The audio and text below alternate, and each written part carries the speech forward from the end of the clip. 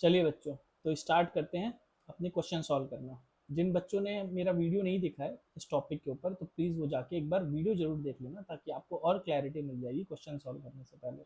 ठीक है, चलिए तो स्टार्ट करते हैं पहले क्वेश्चन से।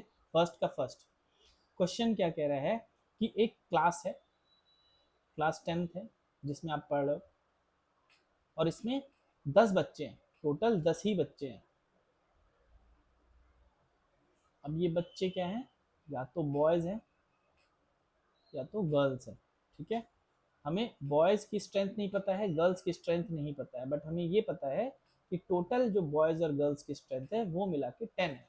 ठीक है, तो हमें अगर कुछ नहीं पता है तो हम उसके लिए एक वेरिएबल मान लेते हैं। ठीक है, तो बॉयज़ के लिए हम लोग मान लेते हैं वो वैल्यू x है, और गर्ल्स के लिए मान लेते हैं कि वो वेरिएबल y है। मतलब हमारे पास क्लास में x बॉयज़ हैं और y गर्ल्स हैं। ठीक है, अब हम अब हमें जो इन्फॉर्मेशन, इतनी सी ही इन्फॉर्मेशन दी है कि टोटल बच्चे हमारी क्लास में 10 हैं, तो यहाँ से हम एक इक्वेशन लिख सकते हैं। हम ये बोल सकते हैं कि boys plus girls is equal to 10, या x plus y is equal to 10।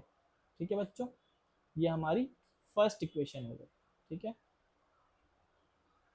दूसरी इंफॉर्मेशन क्या दे रहा है कि नंबर ऑफ गर्ल्स जो है वो लड़कों से 4 ज़्यादा है, मतलब लड़कियां बॉयज़ की कंपैरिजन में 4 ज़्यादा है।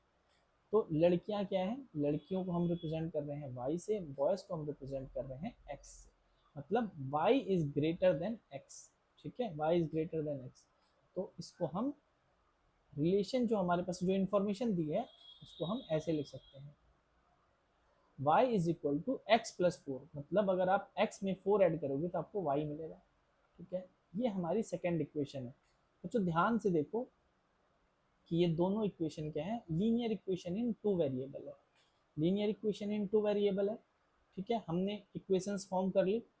अब इसका सॉल्यूशन मिलेगा कि नहीं, ये हम ग्राफिकली चेक करेंगे। या तो आप एक काम और कर सकते हो कि ग्राफ बनाने से पहले ही हम इसको जनरल फॉर्म में कन्वर्ट कर लें दोनों इक्वेशन को। अगर आप जनरल फॉर्म में कन्वर्ट करोगे बच्चों, तो हमारी फर्स्ट इक्वेशन क्या बन जाएगी, x plus y minus 10 is equal to 0, ये बन जाएगी। ठीक है, और सेकेंड इक्वेशन हमारी क्या बन जाएगी, x minus y plus 4 is equal to 0, ये हमारी सेकेंड इक्वेशन बन जाएगी। ठीक है, this is first and this is second. अब हम एक काम कर सकते हैं, ग्राफ बनाने से पहले ही अगर हम इसका a1 upon a2 and b1 upon b2 का रेशियो निकाल ले, तो हमें पता चल जाएगा कि ये पैरेलल लाइंस है, कोइंसिडेंट लाइंस है, या इंटरसेक्टिंग लाइन है। तो बच्चों बताओ a1 अपॉन a2 की वैल्यू क्या क्या हो जाएगी, 1 अपॉन 1। ठीक है, यहाँ पे 1 है कोफिशिएंट, यहाँ पे भी 1 है, तो 1 अपॉन 1 हो जाएगी। सॉरी, यहाँ पे 2 लिखा है, ये 1 अपॉन 1 हो जाएगी। ठीक है, b1 अपॉन b2, y का कोफिशिएंट यहाँ पे 1 है, यहाँ पे माइनस 1 है, तो 1 अपॉन माइनस 1 माइनस 1 हो जाएगी। बच्चों देखो, a1 upon a2 is not equal to b1 upon b2, इसलिए हमारे पास दो इंटरसेक्टिंग लाइंस मिलेगी और हमारे पास एक ही सॉल्यूशन मिलेगा। ये जो लाइंस अगर हम ग्राफ पे बनाएंगे तो हमारे पास एक सॉल्यूशन मिलेगा बच्चों। ठीक है, तो अगला स्टेप हमारा क्या है कि ये जो दो लाइंस हमारे पास दी हैं, x plus y minus 10 is equal to 0 and x minus y plus 4 is equal to 0, इनका हमें ग्राफ बनाना है। मतलब अगर आप इस इक्वेशन को अगर आप ग्राफ पे बनाओगे तो आपको एक स्ट्रेट लाइन मिलेगी, क्योंकि एक लीनियर इक्वेशन है, और इस इक्वेशन को भी अगर आप ग्राफ पे बनाओगे तो आपको एक स्ट्रेट लाइन मिलेगी, because this is also a linear equation in two variable. ठीक है, तो सबसे पहले हम फर्स्ट वाली इक्वेशन को ग्राफ पे प्लॉट करने की कोशिश करते हैं। मतलब हमें इसको प्लॉट करना है, x plus y minus 10 is equal to 0। बच्चों एक बात बताओ, अगर हमें ये पता चल गया कि ये एक स्ट्रेट लाइन को रिप्रेजेंट करती है, ये जो इक्वेशन है x plus y minus 10 is equal to 0, अगर ये स्ट्रेट लाइन को रिप्रेजेंट करती है, तो हम स्ट्रेट लाइन बनाएं कैसे। तो सबसे पहला स्टेप है, हमें दो पॉइंट्स निकालने हैं जो इस लाइन के ऊपर लाई करेंगे। ठीक है, क्योंकि किसी भी स्ट्रेट लाइन को बनाने के लिए अगर हमें दो पॉइंट्स पता चल गए जो उस लाइन के ऊपर हैं, तो हम क्या करेंगे, उन दो पॉइंट्स को आपस में मिला देंगे और उन पॉइंट्स के बियॉन्ड भी उस लाइन को एक्सटेंड कर देंगे, तो हमारी वो स्ट्रेट लाइन बन जाएगी। ठीक है बच्चों, जैसे अगर यहाँ से हम ये सारी चीज़ें मिटा दें, ठीक है, मैंने क्या बोला बच्चों, हमें दो पॉइंट चाहिए किसी लाइन को बनाने के लिए। सपोज वो पॉइंट ए और बी है, ए कॉमा बी है, मतलब ये ग्राफ है हमारा। हमें पता चल गया कि दो पॉइंट्स जो उस लाइन के ऊपर लाई करेंगे वो ए और बी है। अब हमें सिंपली क्या करना है, इन दोनों पॉइंट्स को मिला देना है। ठीक है, और हम इस लाइन को इधर भी एक्सटेंड कर सकते हैं और इधर भी एक्सटेंड कर सकते हैं। तो ये पूरी लाइन जो बनी है ये किस लाइन को किस इक्वेशन को रिप्रेजेंट करेगी, जिस इक्वेशन की लाइन आपने बनाई है। ठीक है,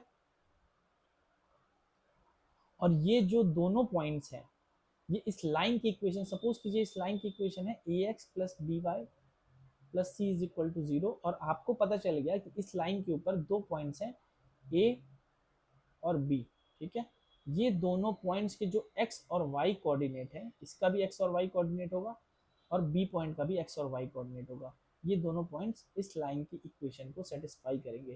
केवल और केवल ए और बी ही नहीं करेंगे, बल्कि और भी जितने भी पॉइंट होंगे इस लाइन के ऊपर वो भी इस लाइन की इक्वेशन को सेटिस्फाई करेंगे। बट हमें लाइन बनाने के लिए केवल और केवल दो पॉइंट की जरूरत होती है, तो हम ए और बी निकाल लेंगे और हम उन दोनों पॉइंट्स को मिला देंगे। ठीक है, तो हमारे पास एक स्ट्रेट लाइन बन जाएगी। अब क्वेश्चन ये आता है कि हमें ए और बी मिलेगा कैसे। ठीक है, हम ये कैसे पता करेंगे कि कौन से वो दो पॉइंट्स हैं जो इस लाइन के ऊपर लाई कर रहा है। तो बच्चों हमारे पास जो एग्जाम्पल दिया हुआ है x plus y minus 10 is equal to 0, इसी का एग्जाम्पल लेके समझ लेते हैं कि हम दो पॉइंट्स कैसे निकालेंगे। सपोज कीजिए हमें दो पॉइंट्स निकालने हैं उस लाइन के ऊपर और उनको हम कह देते हैं ए कॉमा ए और बी। ठीक है, ए और बी कह देते हैं, दो पॉइंट्स हैं इस लाइन के ऊपर। तो हम क्या करेंगे, हम एक ऐसी टेबल बनाएंगे एक्स और वाई की। ठीक है, एक्स और वाई की एक टेबल बनाएंगे और हम क्या करेंगे, ये हमारी इक्वेशन है लाइन की, x plus y minus 10 is equal to 0। बच्चों ध्यान देना। ठीक है, तो अब हम क्या करेंगे, x की वैल्यू रियल नंबर लेंगे। रियल नंबर मतलब कोई भी वैल्यू आप लेते जाओ, आप कोई भी वैल्यू लेते जाओ, आप वो वैल्यू यहाँ पे रख दो। ठीक है, उसके हिसाब से आपको कुछ y की वैल्यू मिलेगी, ये y की वैल्यू आप यहाँ लिख दो। तो जो हमारा एक पॉइंट जो हमको मिलेगा उस लाइन के ऊपर वो होगा ये वाला पॉइंट कॉमा ये वाला पॉइंट। ठीक है, यहाँ पे जो पॉइंट होगा, यहाँ पे जो आपने वैल्यू निकाली है कॉमा दिस दिस नंबर। ठीक है, तो एग्जांपल के लिए हम लोग जो हमने ये अपनी ले रखी है लाइन, उसका ही यूज करके हम लोग दो पॉइंट निकाल लेते हैं। सपोज कीजिए आपने x की वैल्यू 0 रखी, यहाँ पे x की वैल्यू आप 0 रखो तो क्या मिलेगा, 0 plus five minus 10 is equal to 0। यहाँ से आपको y की वैल्यू 10 मिल जाएगी। इसका मतलब हमारा एक पॉइंट जो इस लाइन के ऊपर लाई करेगा वो होगा 0,10। ठीक है, हमने उसको ए बोल दिया, ये ए पॉइंट है जिसका एक्स कोऑर्डिनेट 0 है और वाई कोऑर्डिनेट 10 है। वैसे ही अगर हमें दूसरा पॉइंट निकालना है तो हम x की कोई भी वैल्यू ले सकते हैं, जरूरी नहीं है कि आप 1 लो, 2 लो, 3 लो, आप कोई भी वैल्यू ले सकते हो। ठीक है, आपको उसी के हिसाब से y मिल जाएगा। तो हम x की वैल्यू इस बार 1 ले लेते हैं। आप 1 लो तो आपको क्या पता चलेगा, और ये 1 आप यहाँ रख दो तो क्या आ जाएगी वैल्यू y की, 1 plus y minus 10 is equal to 0। ठीक है, तो आपके पास y की कितनी वैल्यू मिल गई बच्चों, y की मिल गई 9। इसका मतलब आपका जो दूसरा पॉइंट है जो इस लाइन के ऊपर लाई करेगा वो कौन सा हो गया, ये देखिए, ये 1 है x कोऑर्डिनेट और ये y कोऑर्डिनेट 9 है। तो आपके पास दूसरा पॉइंट b वो क्या हो गया, 1,9। बस अब हमारी स्ट्रेट लाइन बन जाएगी, क्योंकि हमें दो पॉइंट्स मिल गए जो उस लाइन के ऊपर लाई करते हैं, ए और बी। अब हमें सिंपली क्या करना है, ये देखिए ग्राफ पे मैंने बना रखा है, हमें ए और बी को, ये हमारा ए है पॉइंट है, ये हमारा बी पॉइंट है, हमें ए और बी को मार्क कर देना है ग्राफ पेपर पे और ए और बी को एक लाइन से मिला देना है। ठीक है, ये मैंने ग्रीन लाइन से मिला दिया है। और बी के बियॉन्ड भी मैंने इस लाइन को खींच रखा है, और ए के बियॉन्ड भी मैंने इस लाइन को खींच रखा है। ठीक है, आप दोनों साइड से इस लाइन को एक्सटेंड कर सकते हो। ठीक है, वो पूरी लाइन की इक्वेशन क्या होगी बच्चों, इस पूरी लाइन की इक्वेशन क्या होगी, ये होगी x plus y minus 10 is equal to 0। मतलब हमारी लाइन बन के अब रेडी है। ठीक है, अब वैसे ही जैसे हमने फर्स्ट लाइन बनाई है वैसे ही हमें दूसरी लाइन बनानी है। दूसरी लाइन हमारे पास कौन सी है, दूसरी लाइन है हमारे पास x minus y plus 4 is equal to 0। ठीक है, तो इसके लिए भी हमें क्या करना है, हमें दो पॉइंट्स ही निकालने हैं, क्योंकि ये भी एक स्ट्रेट लाइन है और हमें केवल और केवल दो पॉइंट्स चाहिए। तो हम मान लेते हैं वो पॉइंट सी और डी होंगे। ठीक है, अब इनके लिए भी हम क्या करते हैं, एक बॉक्स टाइप का बना लेते हैं, और यहाँ पे भी आप अपने हिसाब से x की कोई वैल्यू ले सकते हो, उसके हिसाब से ही आप जब x minus y plus 4 is equal to 0 में जब आप x की कोई वैल्यू रखोगे जो आपने चूज की है, उसके हिसाब से ही आपको y मिल जाएगा, तो वो आपका एक पॉइंट हो जाएगा। वैसे ही आप दूसरी वैल्यू ले लो x की, उसके हिसाब से आपको y मिल जाएगा, तो x कॉमा वाई वो दूसरा पॉइंट आपका हो जाएगा। ठीक है, तो हम एक बार x की वैल्यू 0 लेते हैं, y की वैल्यू क्या मिलेगी, 0 minus y plus 4 is equal to 0। यहाँ से y की वैल्यू मिल गई बच्चों 4, तो हमारा y की वैल्यू 4 हो गई। इसका मतलब एक पॉइंट हमारा क्या हो गया, 0,4। ये 0,4 x minus y plus 4 is equal to line के ऊपर लाई करेगा। ठीक है, अब हमारा दूसरा पॉइंट कौन सा है, d है। d निकालने के लिए हम क्या करेंगे बच्चों, d निकालने के लिए हम x की वैल्यू 1 लेके देखते हैं। 1 लेंगे तो हमारे पास 1 minus y plus 4 is equal to 0। Y की वैल्यू कितनी आ जाएगी, वाई की वैल्यू आ जाएगी 5। इसका मतलब अगर हमने x की वैल्यू 1 ली तो y की वैल्यू हमें 5 मिल रही है। तो हमारा जो दूसरा पॉइंट जो इस लाइन के ऊपर लाई करेगा वो होगा 1,5। हमें दो पॉइंट मिल गए जो इस लाइन के ऊपर लाई कर रहे हैं, तो हमने ये दोनों पॉइंट C और D, ये दोनों पॉइंट हमने प्लॉट कर दिया ग्राफ पेपर के ऊपर, और C और D को हमने मिला दिया, मिला के एक लाइन बना ली। ये D के इधर भी है लाइन, और हम चाहे तो C के इधर भी लाइन को एक्सटेंड कर सकते हैं। ठीक है, अब आप देखिए इस लाइन के ऊपर, इस रेड वाली लाइन के ऊपर केवल और केवल C और D ही नहीं, और भी बहुत सारे पॉइंट है। ठीक है, बहुत सारे पॉइंट होंगे, इन्फिनिट पॉइंट्स होंगे इनफैक्ट।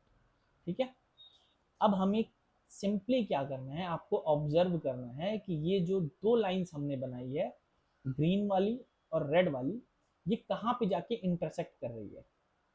ठीक है, आपको दिख रहा होगा कि ये जो दोनों लाइंस हैं ये एक पॉइंट पे जाके इंटरसेक्ट कर रही है, जिसको हमने ई बोला हुआ है, जिसको हमने ई बोल दिया है कि ये पॉइंट ई है। अब ई है तो ई का कोई कोऑर्डिनेट भी होगा। ई का कोऑर्डिनेट क्या होगा वो हम देख लेंगे ग्राफ से। यहां से देखिए ई की डिस्टेंस वाई एक्सिस से जितनी होगी वो उसका एक्स कोऑर्डिनेट होगा। ई की डिस्टेंस वाई एक्सिस से कितनी है बच्चों, ये वाई एक्सिस है, ई की डिस्टेंस वाई एक्सिस से कितनी है वो है 3। तो ई का एक्स कोऑर्डिनेट क्या होगा, 3 हो जाएगा। ठीक है, और ई की डिस्टेंस एक्स एक्सिस से कितनी है, ई की डिस्टेंस एक्स एक्सिस से है 7, तो इसका वाई कोऑर्डिनेट हो जाएगा 7। ठीक है बच्चों, समझ में आ रही है। हम कभी भी प्लॉट करते हैं, जैसे सपोज कीजिए आपको 2,4 प्लॉट करना हुआ, तो आप पहले क्या करते हो, आप पहले 2 राइट ओरिजिन पे आप रहते हो, सबसे पहले आप 2 राइट में जाते हो, राइट में गए और फिर 4 ऊपर गए। ठीक है, जस्ट अब आपको यहाँ पे उल्टा करना है कि आपको पॉइंट दे दिया है, आपको ई पॉइंट दे दिया है। ठीक है, और आपको अब इसके कोऑर्डिनेट्स ऑब्जर्व करने हैं कि वो कोऑर्डिनेट्स कौन कौन से हैं। ठीक है, तो ई का कोऑर्डिनेट हमें मिल गया 3,7। जब हमने दोनों लाइंस को मिलाया तो हमें पता चला ई पॉइंट का कोऑर्डिनेट 3,7 है। तो ये 3,7 ही हमारा सॉल्यूशन है। मतलब 3 की वैल्यू है, x की वैल्यू है 3 और y की वैल्यू है 7। x की वैल्यू बच्चों 3 है और y की वैल्यू 7 है। हमने x को क्या माना था, हमने x को माना था कि ये बॉयज को रिप्रेजेंट कर रहा था और y हमने गर्ल्स के लिए रिप्रेजेंट किया था। ठीक है, अब आप दे सकते हो कि 3+7 करोगे तो आपको टोटल स्ट्रेंथ मिल जाएगी 10, और आपको ये भी दिख रहा है कि गर्ल्स की जो स्ट्रेंथ है वो बॉयज की स्ट्रेंथ से 4 ज़्यादा है। ठीक है, तो हमारा क्वेश्चन सॉल्व हो गया है।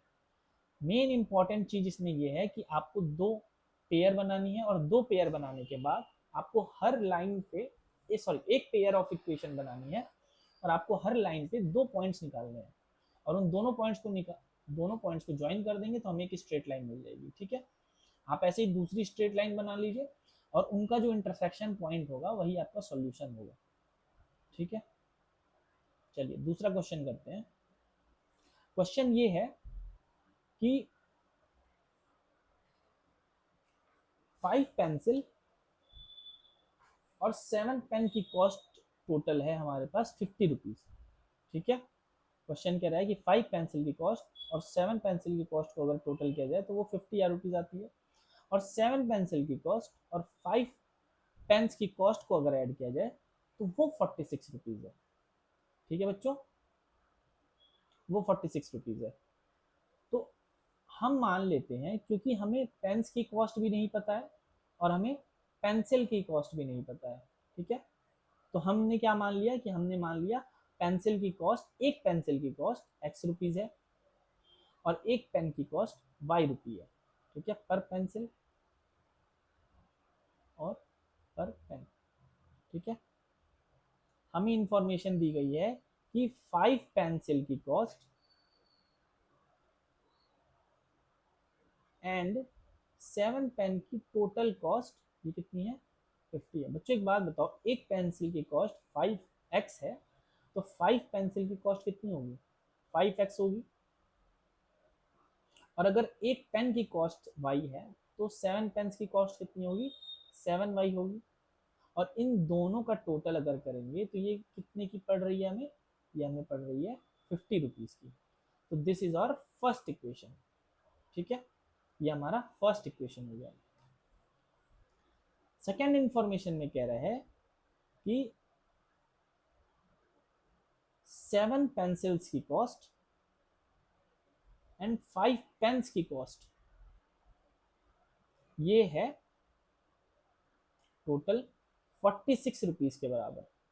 ठीक है, तो एक बात बताओ, अगर एक पेंसिल की कॉस्ट x है तो 7 पेंसिल की कॉस्ट कितनी हो जाएगी, 7x, और एक पेन की कॉस्ट अगर y है तो 5 पेन्स की कॉस्ट कितनी हो जाएगी, 5y, और ये टोटल की कॉस्ट कितनी हो जाएगी, 46।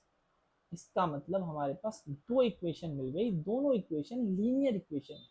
ठीक है, लीनियर इक्वेशन है दोनों, तो इनका मतलब कि दोनों का अगर हम ग्राफ प्लॉट करेंगे तो दोनों स्ट्रेट लाइन मिलेगी बच्चों। ठीक है, और जो इन स्ट्रेट लाइन का इंटरसेक्शन पॉइंट होगा वही सॉल्यूशन होगा पेयर ऑफ लीनियर इक्वेशन का। ठीक है, तो एक बार सबसे पहले हम क्या करते हैं, हमें 2 लीनियर इक्वेशन मिल गई, सबसे पहले हम इसको जनरल फॉर्म में लिख लेते हैं।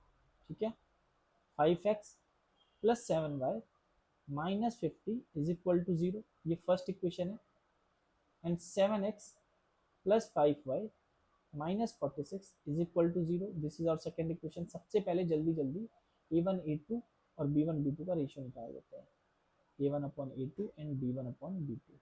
a1 अपॉन a2 का रेशियो बच्चों क्या हो जाएगा, 5 अपॉन 7, b1 अपॉन b2 का रेशियो 7 अपॉन 5। इसका मतलब हमें पता चल गया कि a1 upon a2 is not equal to b1 upon b2, तो हम कह सकते हैं ये दोनों लाइंस एक जगह इंटरसेक्ट करेगी। ठीक है, और उसका एक सॉल्यूशन होगा। ठीक है,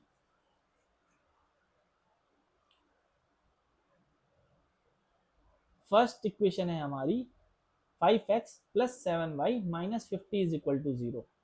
अब इसको भी हमें फर्स्ट क्वेश्चन की तरह ही प्लॉट करना है ग्राफ पे। तो मैंने बताया था कि प्लॉटिंग के लिए हमें 2 पॉइंट चाहिए। ठीक है, हम यहाँ पे x ले लेते हैं, हम यहाँ पे y ले लेते हैं, और यहाँ पे आप जो भी x की वैल्यू डालोगे उसके हिसाब से आपको y की वैल्यू मिलेगी बच्चों। ठीक है, बच्चों एक बात बताओ कि अगर आप x की वैल्यू 0 लेते हो तो आपको क्या y की वैल्यू मिलेगी, देख लेते हैं। 5 यहाँ पे आप इस वाली इक्वेशन में आप 0 रख के देखो x की जगह, तो ये क्या हो जाएगा, 5 × 0 0 plus 7y minus 50 is equal to 0, मतलब y की वैल्यू 50/7। तो एक पॉइंट हमारा क्या हो जाएगा, 50/7। देखिए पॉइंट तो हमें मिल गया, पॉइंट हमें, अगर इस पॉइंट को हम बोले ए पॉइंट 0,50/7, तो हमें एक पॉइंट तो मिल गया जो इस लाइन के ऊपर लाई करेगा। अब लेकिन दिक्कत बच्चों इसमें ये है कि जो y की वैल्यू आई है हमारी 50/7, इसको आपको प्लॉट भी तो करना है ग्राफ पे, आपको पिन पॉइंट करना है कि ये ग्राफ पे का है। 7/40 की वैल्यू 7 पॉइंट समथिंग आएगी। क्या आप एग्जैक्टली आपको पता है कि वो 7 पॉइंट समथिंग आप कैसे प्लॉट करोगे ग्राफ पे? इंटीजर्स वैल्यू को प्लॉट करना इजी होता है। जैसे अगर आपको पता होता कि y की वैल्यू 8 आई है या y की वैल्यू 6 आई है, तो आप बड़े आसानी से इसको प्लॉट कर लेते, 0,8 को या 0,6 को, ये आप बड़े आसानी से कर लोगे। लेकिन अगर वैल्यू आई 0,7.32 सपोज कीजिए, तो इसको आप कैसे प्लॉट करोगे, काफ़ी डिफिकल्ट है। ठीक है, ये कंप्यूटर के थ्रू ही हो सकता है, बस मैनुअली अगर आप करने जाओगे आप, क्योंकि पेंसिल से ही आपको करना है सारी चीज़ें, तो ये काफ़ी मुश्किल हो जाएगा। ठीक है, तो एक चीज़ का ध्यान हम लोग देखते हैं कि जब आप x की वैल्यू रखो कोई भी, जैसे मैंने बोला कि x की वैल्यू आप कोई भी ले सकते हो, आप ले सकते हो, बिल्कुल ले सकते हो। ठीक है, लेकिन ध्यान रखो वो x की वैल्यू आप लो जिससे y की वैल्यू जब कैलकुलेट होके आए तो वो भी इंटीजर आए। ठीक है, अगर आप 1 लोगे x की, तो आपको क्या मिलेगा y की वैल्यू, देख लेते हैं। x की जगह 1 रखिए, तो ये आपको मिल जाएगा 5 + 7y - 50 इज इक्वल टू 0। तो यहाँ से 7y की वैल्यू 45 आ जाएगी और y की वैल्यू 45/7। फिर से इस बार हमें इंटीजर नहीं मिल रहा है। ठीक है, तो हमें ध्यान रखना है कि x की वैल्यू हम वही लें जहाँ पे y की वैल्यू भी इंटीजर है। तो ऐसी वैल्यू आपको चेक करनी पड़ेगी बार बार। आप x की वैल्यू 1 रखिए, आप x की वैल्यू 2 रखिए। जब आप x की वैल्यू 3 रखोगे बच्चों, ये रही 3, जब आप x की वैल्यू 3 रखोगे तो आपको पता चलेगा y की वैल्यू आपको 5 मिल रही है। करके देख लेते हैं। आप इस इक्वेशन में x की वैल्यू 3 रखो, 5 × 3 15, 15 + 7y - 50 इज इक्वल टू 0। तो यहाँ से 7y की वैल्यू आ जाएगी 35, मतलब y की वैल्यू 5। ठीक है, अब आपको एक पॉइंट मिल गया इस लाइन के ऊपर 3,5। अब ये पॉइंट प्लॉट करना इजी है क्योंकि दोनों x और y इंटीजर है। मेरी बात आ रही है बच्चों समझ में? ठीक है, ठीक है, तो हमारे पास एक पॉइंट मिल गया 3,5। वैसे ही आप ऐसा x लेना दूसरे पॉइंट के लिए भी, जब आप x लो तो y की वैल्यू कुछ इंटीजर है। तो हमने देखा कि x की वैल्यू जब आप 10 लेते हो तो आपको y की वैल्यू इंटीजर मिलती है। वो कितनी मिल रही है, वो मिल रही है बच्चों यहाँ पे 0 मिल रही है। ठीक है, एक बार रख के देख लेते हैं।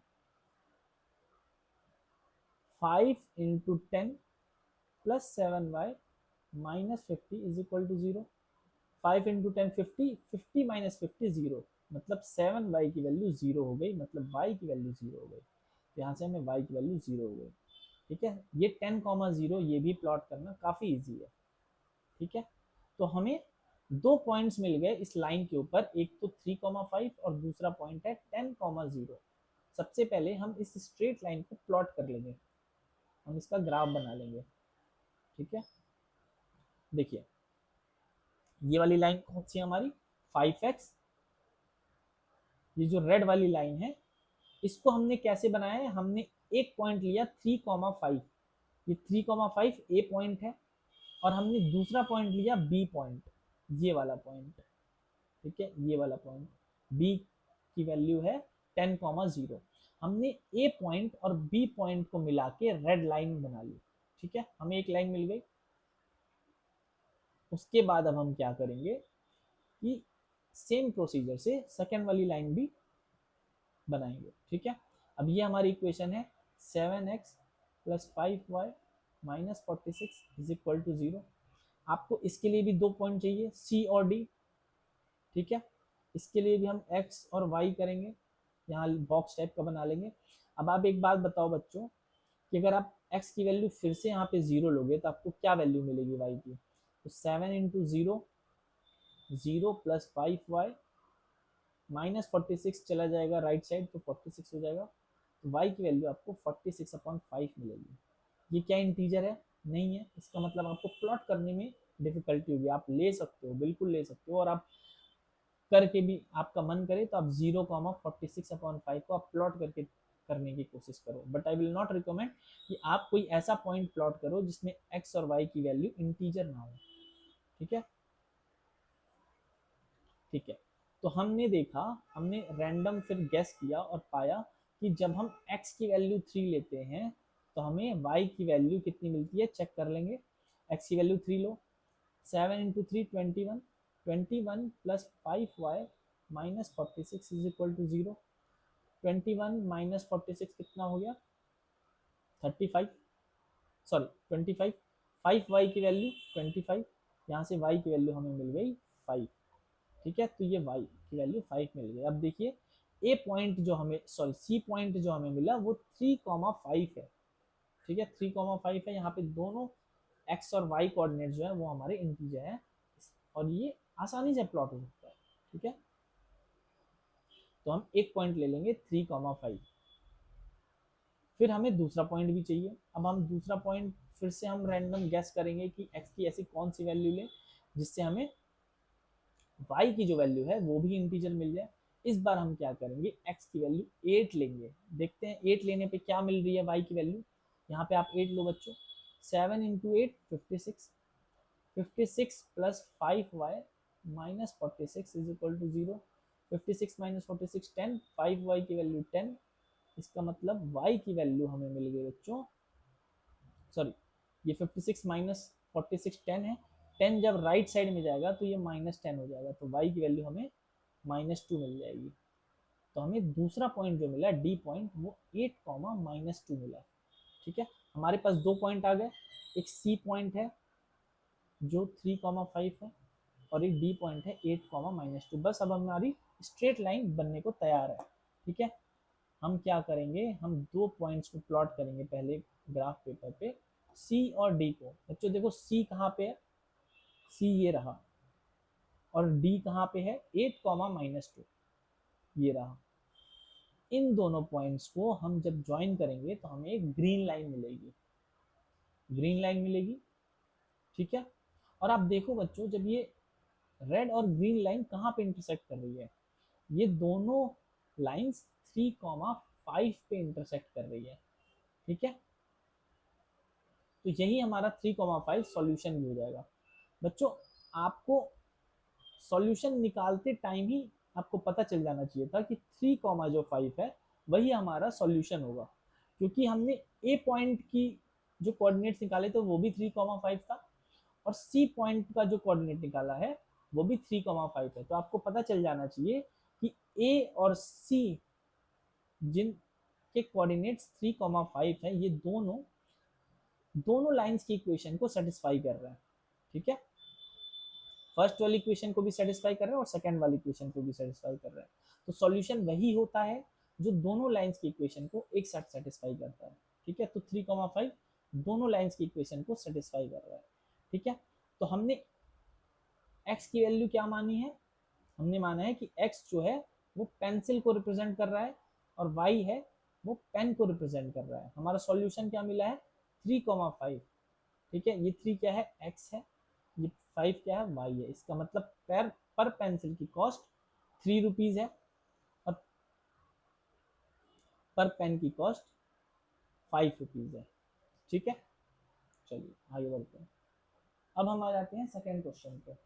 सेकेंड क्वेश्चन में हमें क्या दिया हुआ है, लीनियर इक्वेशंस दी हुई हैं दो, ठीक है। हर क्वेश्चन में पेयर ऑफ लीनियर इक्वेशन दी है और हमसे पूछा है कि बताइए ये लीनियर इक्वेशंस को अगर आप ग्राफ पे प्लॉट करोगे तो क्या वो इंटरसेक्ट करेगी, क्या वो पैरेलल होगी, या वो कोइंसिडेंट लाइंस होगी। तो हमारे पास एक मैंने टेबल एक बना रखी है, ठीक है। ये टेबल एक बना रखी है, इसको आप जरूर याद करिए क्योंकि अगर आपको ये नहीं पता होगा तो इस चैप्टर में आपको काफ़ी डिफिकल्टी होगी, ठीक है, काफ़ी ज़्यादा डिफिकल्टी होगी। और आप सिंपल सी चीज़ें हैं, 3 रिजल्ट है, आप केवल उसको याद कर लीजिए तो आपका काम काफ़ी आसानी से हो जाएगा, ठीक है। पहला केस ये है कि अगर a1 अपॉन, जैसे अगर हमने दो लाइंस की इक्वेशन इस फॉर्म में लिख ली, a1x plus b1y plus c1 is equal to 0, ये हमारी फर्स्ट लीनियर इक्वेशन है। और दूसरी लीनियर इक्वेशन है a2x plus b2y plus c2 is equal to 0, ठीक है। ये x का कोफिशिएंट फर्स्ट इक्वेशन में क्या है, a1 है, सेकंड इक्वेशन में x का कोफिशिएंट a2 है, वैसे ही y का कोफिशिएंट फर्स्ट इक्वेशन में b1 है और y का कोफिशिएंट सेकंड इक्वेशन में b2 है। And c1 and c2 are two constants in equation 1 and 2 respectively, ठीक है।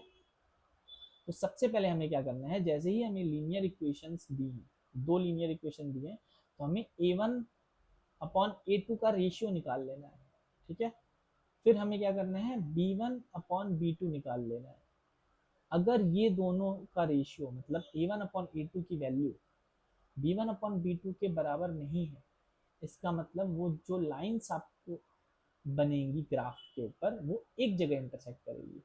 दो लीनियर इक्वेशन है, अगर आप इन दोनों लीनियर इक्वेशंस को ग्राफ पे प्लॉट करने जाओगे तो आपको दो अलग अलग स्ट्रेट लाइन मिलेगी। अगर a1 अपॉन a2 की वैल्यू b1 अपॉन b2 के बराबर नहीं है, इसका मतलब आपको एक जगह इंटरसेक्शन वाली लाइंस मिलेगी, मतलब वो लाइंस केवल और केवल एक जगह इंटरसेक्ट करेगी, ऐसे, ठीक है। और ये जो कॉमन इंटरसेक्शन पॉइंट है, ये जो इंटरसेक्शन पॉइंट है, यही इन दोनों लाइंस की इक्वेशन का सॉल्यूशन होगा, ठीक है, ठीक है। तो हमें एक पॉइंट मिलता है इंटरसेक्शन और हमारे पास एक ही सॉल्यूशन, उसी को सॉल्यूशन बोलते हैं। अगर जिस केस में सॉल्यूशन मिलते हैं उन्हें हम बोलते हैं कंसिस्टेंट पेयर ऑफ इक्वेशन। जहाँ सॉल्यूशन नहीं मिलता है वहाँ पे हम इनकंसिस्टेंट पेयर ऑफ इक्वेशन बोलते हैं, ठीक है। तो ये तो हो गया फर्स्ट केस। सेकेंड केस क्या है कि हम a1 अपॉन a2 और b1 अपॉन b2 की वैल्यू निकालेंगे। मान लिया कि वो a1 अपॉन a2 की वैल्यू b1 अपॉन b2 के बराबर आ गई। फिर अब हमें क्या चेक करना है, क्या ये a1 अपॉन a2 और b1 अपॉन b2 की वैल्यू जो आपस में इक्वल है, क्या ये c1 अपॉन c2 के भी बराबर है। अगर बराबर है तो हमारा केस थर्ड अप्लाई होगा, अगर बराबर नहीं है तो हमारा केस सेकेंड आएगा, ठीक है। केस सेकेंड क्या कहता है, अगर a1 अपॉन a2 की वैल्यू b1 अपॉन b2 के तो बराबर है, बट ये दोनों जो वैल्यू है ये c1 अपॉन c2 के बराबर नहीं है, उस केस में हमारी जो लाइंस हैं अगर आप उनको ग्राफ पे प्लॉट करोगे, हमारी जो इक्वेशन है अगर आप उनको ग्राफ पे प्लॉट करोगे तो हमें पैरेलल लाइंस मिलेगी। पैरेलल लाइंस मिलेगी मतलब हमारे पास कोई भी सॉल्यूशन नहीं होगा। कोई सॉल्यूशन क्यों नहीं होता है, क्योंकि वो दोनों लाइंस पैरेलल है और कहीं इंटरसेक्ट ही नहीं करती है। इंटरसेक्ट नहीं करेगी तो कोई कॉमन पॉइंट नहीं होगा, कोई कॉमन पॉइंट नहीं होगा तो कोई सॉल्यूशन नहीं होगा, और कोई सॉल्यूशन नहीं होगा तो हम बोलेंगे ये इनकंसिस्टेंट पेयर ऑफ इक्वेशंस हैं, ठीक है। फिर आ जाते हैं केस थर्ड में, अगर a1 upon a2 b1 upon b2 और c1 अपॉन c2 का रेशियो सारों में सेम है। अगर दो इक्वेशंस दी हैं और a1 अपॉन a2 का रेशियो b1 अपॉन b2 के बराबर है और यही c1 अपॉन c2 के भी बराबर है, तो हम कहेंगे दो लाइंस हैं कोइंसिडेंट लाइंस हैं। कोइंसिडेंट लाइंस का मतलब वो लाइंस एक दूसरे के ऊपर लाई कर रही हैं, इसलिए जितने भी पॉइंट्स एक लाइन के ऊपर हैं वही सारे पॉइंट्स दूसरे लाइन के भी ऊपर होंगे। इसका मतलब हमारे पास इन्फिनिट सॉल्यूशंस मिलेंगे, ठीक है। और जहाँ सॉल्यूशंस मिलते हैं हम उनको कंसिस्टेंट पेयर ऑफ इक्वेशन भी बोलते हैं, ठीक है। अब क्वेश्चन पे आ जाते हैं, हमारे पास तीन क्वेश्चन दिए हैं। क्वेश्चन सेकंड में फर्दर हमारे पास बच्चों तीन क्वेश्चन दिए हैं, फर्स्ट सेकंड एंड थर्ड। तो हमने क्या किया है, फर्स्ट क्वेश्चन को चलिए पहले देख लेते हैं। फर्स्ट क्वेश्चन में ऑलरेडी जनरल फॉर्म में सारी इक्वेशंस लिखी हुई हैं। फर्स्ट जो क्वेश्चन है उसमें दोनों जो इक्वेशंस दी हुई हैं वो ऑलरेडी जनरल फॉर्म में लिखी हुई हैं, ठीक है। a1 a2 b1 b2 और c1 c2 कैलकुलेट करने से पहले आपको अपनी सारी इक्वेशंस को जनरल फॉर्म में कन्वर्ट कर लेना है, ठीक है। ऑलरेडी हमारे पास फर्स्ट इक्वेशन में जनरल फॉर्म में दी हुई है, तो यहाँ पे हम क्या करेंगे, फर्दर a1 अपॉन a2 की वैल्यू हम निकाल लेंगे। a1 की वैल्यू क्या है 5, b1 की वैल्यू 7, तो a2 की वैल्यू 7, तो a1 अपॉन a2 की वैल्यू 5 अपॉन 7 आ जाएगी। फिर हम क्या करेंगे, b1 अपॉन b2 की वैल्यू निकालेंगे। b1 अपॉन b2 की वैल्यू बच्चों -4 अपॉन 6 है, ये देखिए -4 और ये है -6, ठीक है। तो यहाँ से -4 अपॉन 6 की वैल्यू आ जाएगी -2 अपॉन 3। अब आप यहीं रुक जाइए, क्या a1 अपॉन a2 की वैल्यू b1 अपॉन b2 के बराबर है? नहीं है। इसका मतलब आपको c1 अपॉन c2 पे जाने की जरूरत ही नहीं है, मैंने फिर भी लिख दिया है, बट c1 अपॉन c2 पे आपको जाने की जरूरत ही नहीं है, क्योंकि ये दोनों लाइंस एक जगह पे इंटरसेक्ट करेगी। जैसे ही ये कंडीशन फुलफिल होती है वैसे ही लाइंस एक जगह पे इंटरसेक्ट करेगी, ठीक है। फिर सेकंड क्वेश्चन पे आ जाते हैं। ये दोनों इक्वेशंस भी सेकंड क्वेश्चन जनरल फॉर्म में लिखी हुई है, ठीक है। जनरल फॉर्म में लिखी हुई है, तो a1 अपॉन a2 का रेशियो कितना हो जाएगा, 9 अपॉन 18। b1 अपॉन b2 का रेशियो हो जाएगा 3 अपॉन 6। 9 अपॉन 18 को जब आप करोगे फर्दर लोवेस्ट फॉर्म में, तो ये 1 अपॉन 2 आ जाएगा, और 3 अपॉन 6 को भी करोगे तो ये 1 अपॉन 2 आ जाएगा। a1 अपॉन a2 की वैल्यू b1 अपॉन b2 के बराबर हो गई। तो आपको फर्दर अब चेक करना है क्या ये दोनों c1 अपॉन c2 के भी बराबर है। तो हमने देखा c1 अपॉन c2 की वैल्यू 12 अपॉन 24 है, इसका मतलब ये भी 1 अपॉन 2 बन गई। सारे रेशियोज आपस में इक्वल हैं, वो केस में हमारी जो लाइंस होती हैं वो कोइंसिडेंट लाइंस होती हैं, ठीक है। लाइंस कोइंसिडेंट होगी, मतलब एक लाइन दूसरी लाइन के ऊपर लाई करेगी, ठीक है, और हमारे पास इनफिनिट सॉल्यूशंस मिलेंगे। थर्ड क्वेश्चन में आ जाते हैं। ये भी हमारी दोनों इक्वेशंस लीनियर इक्वेशन है और दोनों जनरल फॉर्म में लिखी हुई है, ठीक है। तो हम क्या करेंगे, a1 अपॉन a2 की वैल्यू कैलकुलेट करेंगे। a1 अपॉन a2 की वैल्यू आ जाएगी 6 अपॉन 2। b1 अपॉन b2 की वैल्यू आ जाएगी -3 अपॉन -1, तो ये बन जाएगा 3 अपॉन 1। c1 अपॉन c2 की वैल्यू बच्चों आ जाएगी 10/9, 10 अपॉन 9। बच्चों देखो a1 अपॉन a2 की तो वैल्यू b1 अपॉन b2 के बराबर है, तो हम फर्दर क्या करेंगे, c1 अपॉन c2 भी निकाल लेंगे, जो हमने निकाल लिया है 10 अपॉन 9। बट हमने ये ऑब्जर्व किया कि c1 अपॉन c2 की वैल्यू a1 अपॉन a2 और b1 अपॉन b2 के बराबर नहीं है। इसका मतलब ये जो लाइन्स हैं वो पैरेलल लाइन्स है, और पैरेलल लाइन है, इसका मतलब हमारे पास कोई सॉल्यूशन भी नहीं होगा इन इक्वेशन को सॉल्व अगर करेंगे तो, ठीक है। फिर आ जाते हैं हम थर्ड क्वेश्चन पे। सेम तरह के ही क्वेश्चन है, a1 upon a2, b1 upon b2 और c1 अपॉन c2 का रेशियो निकाला है, और फिर पूछा है कि हमारी कंसिस्टेंट है।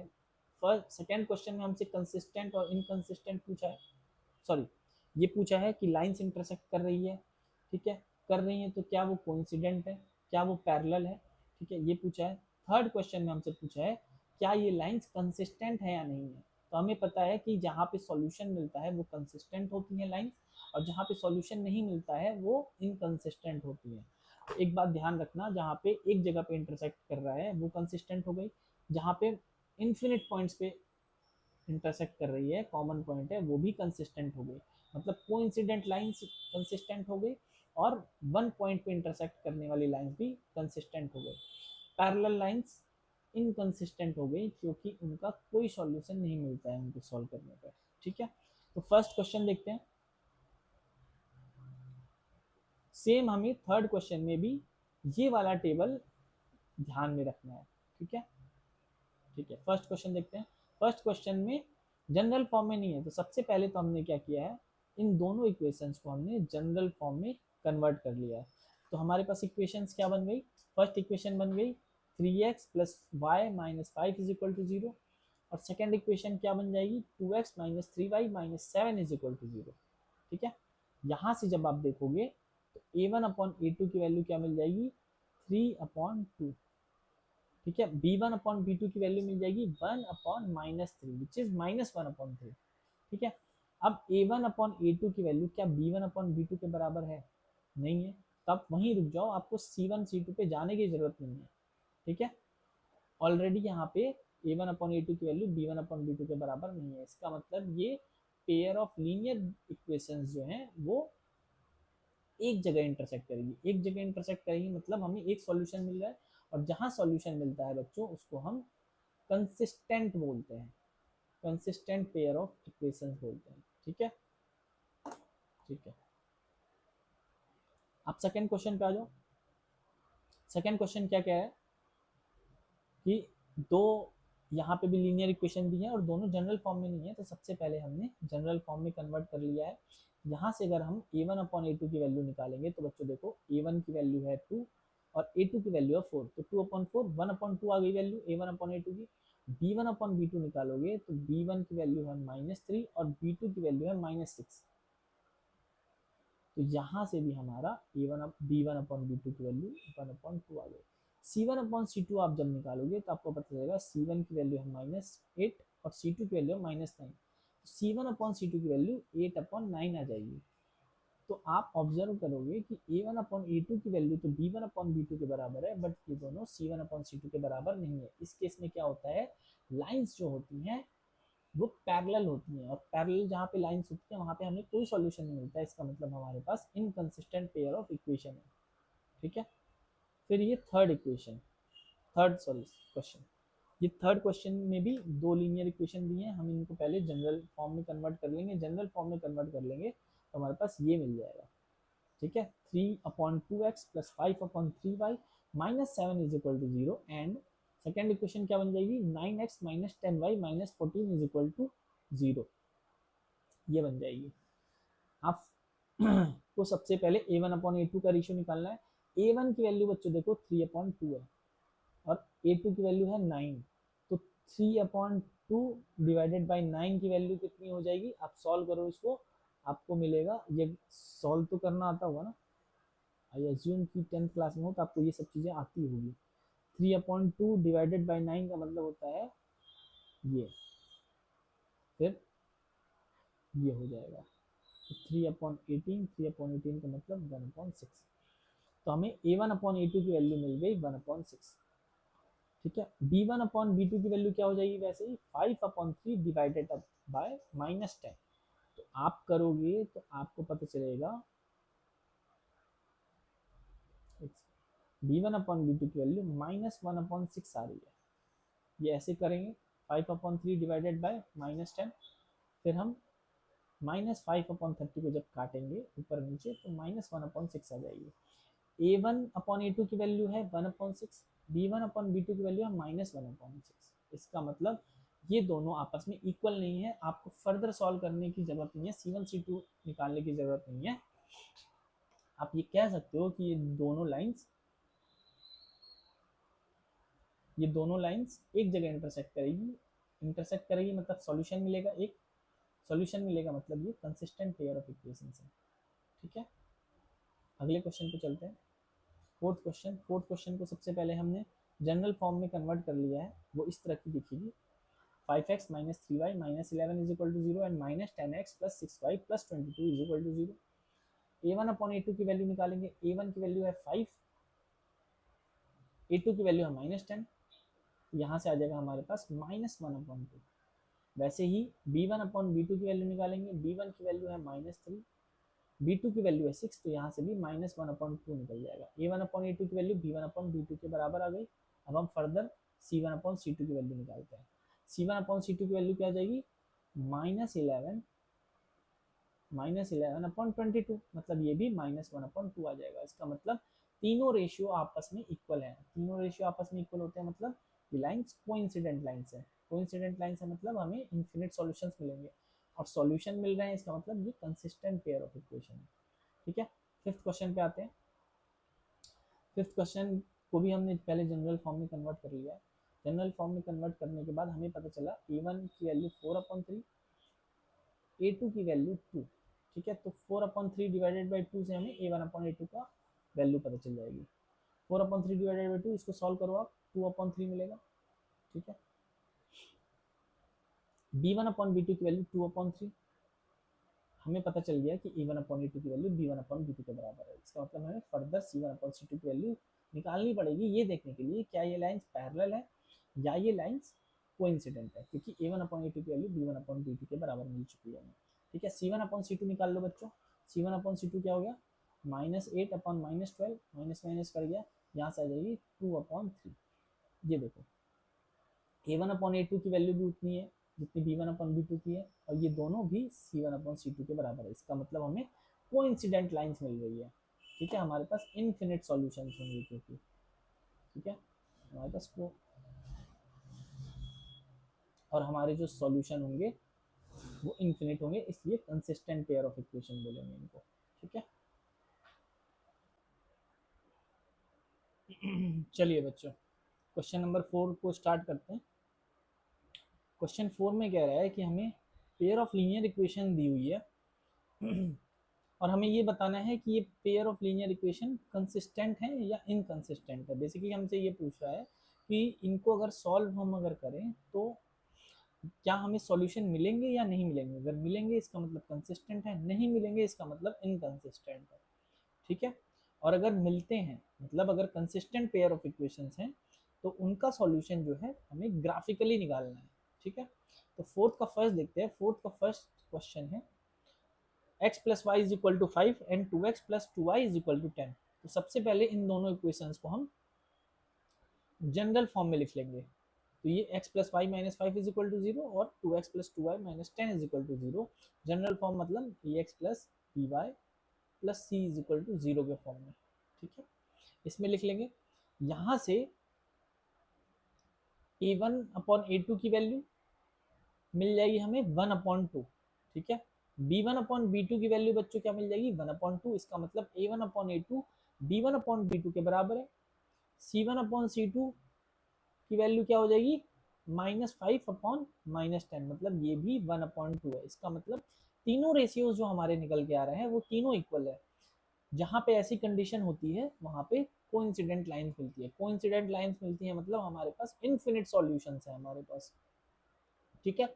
आपसे बोला है इनफिनिट सॉल्यूशंस है मतलब ये कंसिस्टेंट पेयर ऑफ इक्वेशंस है। आपसे बोला है अगर ये कंसिस्टेंट है तो आपको इसका ग्राफ बनाना है और उसका सॉल्यूशन निकालना है।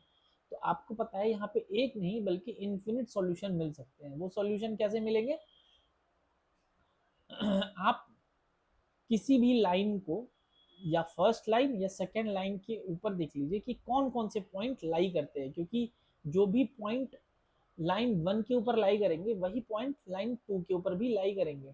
ठीक है। और वही कॉमन पॉइंट्स हो जाएंगे इन दोनों लीनियर इक्वेशंस इन टू वेरिएबल्स के। ठीक है। तो पहले तो इसका ग्राफ बना के देख लेते हैं कि ग्राफ कैसे बनेगा इसका। देखिए हमको सबसे पहले ग्राफ बनाने के लिए दो स्ट्रेट लाइन बनानी है। ये जो दोनों लीनियर इक्वेशंस दिए हैं ये स्ट्रेट लाइन बनेंगे अगर आप ग्राफ पे बनाते हो तो, क्योंकि ये linear equation in two variable है तो इनका ग्राफ लीनियर स्ट्रेट लाइन ही बनेगा। ठीक है। फर्स्ट लाइन जो हमारी है वो है x plus y minus 5 is equal to 0। आपको दो पॉइंट चाहिए, दो पॉइंट है a और b। ठीक है। इसके लिए हम क्या करेंगे x और y निकालने की कोशिश करेंगे। आप x कुछ भी रखिए आपको y मिलेगा। आप x 0 रखोगे तो आपको y 5 मिलेगा। इक्वेशन क्या है हमारी x plus y minus 5 is equal to 0। आप यहाँ पे 0 रखो y की वैल्यू 5 मिलेगी। आप यहाँ पे 1 रखो y की वैल्यू 4 मिलेगी। तो हमारे पास दो पॉइंट्स आ गए जो इस लाइन के ऊपर होंगे। इस लाइन के ऊपर होंगे वो पॉइंट है 0,5 एंड 1,4। आपको दो पॉइंट्स जैसे ही मिलता है आप उन दोनों पॉइंट्स को ज्वाइन कर दीजिए तो आपको एक स्ट्रेट लाइन मिल जाएगी। आपको x minus y x plus y minus 5 is equal to 0 की स्ट्रेट लाइन मिल जाएगी। ठीक है। ये a पॉइंट है और ये b पॉइंट है। हमने इन दोनों पॉइंट्स को जोड़ा था तो एक स्ट्रेट लाइन मिली थी हमें। ठीक है। फिर उसके बाद हमारे पास दूसरी इक्वेशन जो दी हुई है वो ये है 2x plus 2y minus 10 is equal to 0। इसको भी ग्राफ पे प्लॉट करने के लिए हमें दो पॉइंट चाहिए, वो पॉइंट्स हैं c और d। सेम हमें क्या करना है ऐसे दो पॉइंट्स निकालने हैं जो इस पॉइंट के ऊपर लाई, जो इस लाइन के ऊपर लाई करेंगे। 2x plus 2y minus 10 is equal to 0 के ऊपर लाई करेंगे। तो आप x की कोई वैल्यू लीजिए आपको y की कुछ वैल्यू मिलेगी। ठीक है। हम एक बार x की अगर 0 वैल्यू लेते हैं सपोज कीजिए तो आपको y की कितनी वैल्यू मिलेगी, आपको y की वैल्यू मिलेगी 5।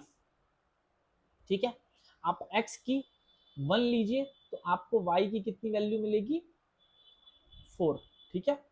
तो आप c और d को 0,5 लेके भी प्लॉट कर सकते हैं एंड सॉरी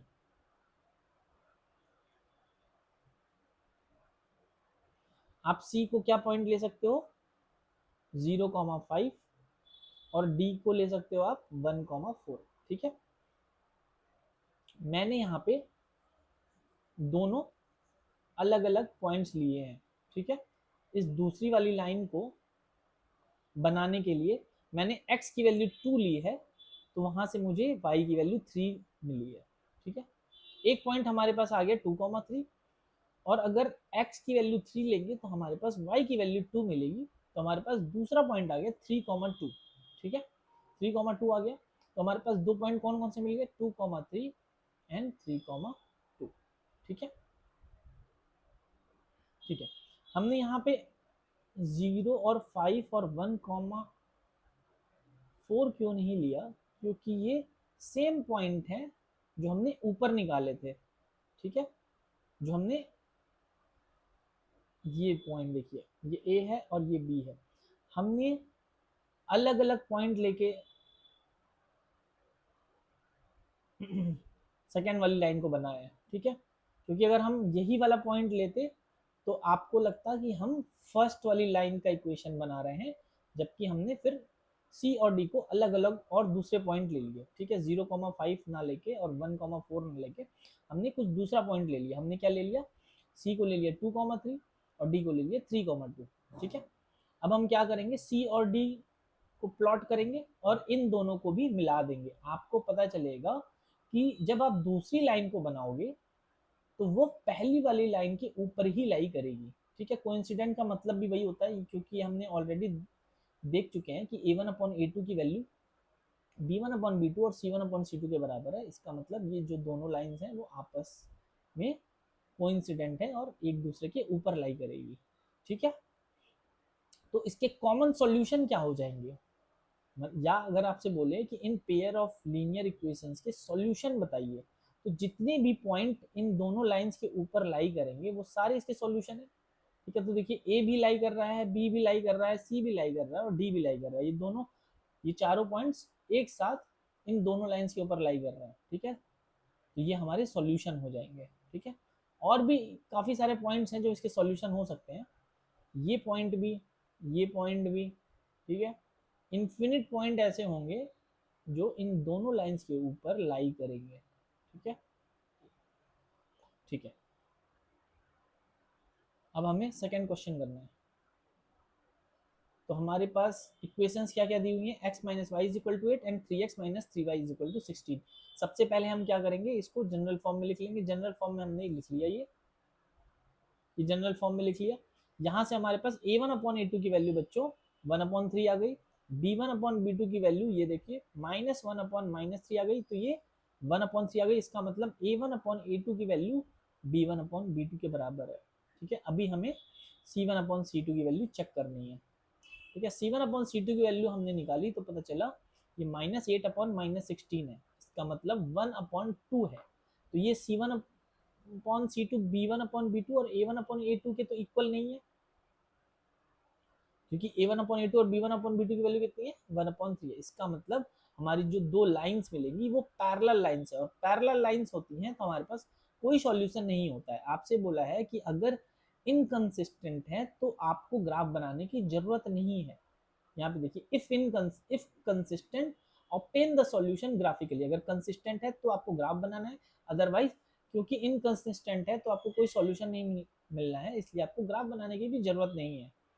ठीक है, आपको उस केस में ग्राफ बनाने की जरूरत नहीं है। ठीक है, तो थर्ड क्वेश्चन पे आ जाते हैं। थर्ड क्वेश्चन में है 2x plus y minus 6 is equal to 0। ठीक है, एक सेकेंड,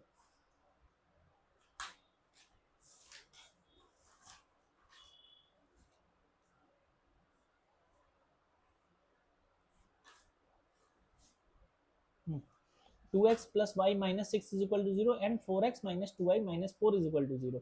ये ऑलरेडी हमारी जनरल फॉर्म में दी हुई है। यहाँ से हम इजिली a1/a2 की वैल्यू कितनी आ जाएगी, 2/4 विच इज 1/2।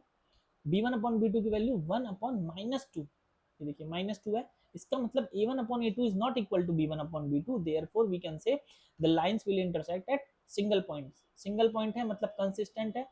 ठीक है, एक सॉल्यूशन है।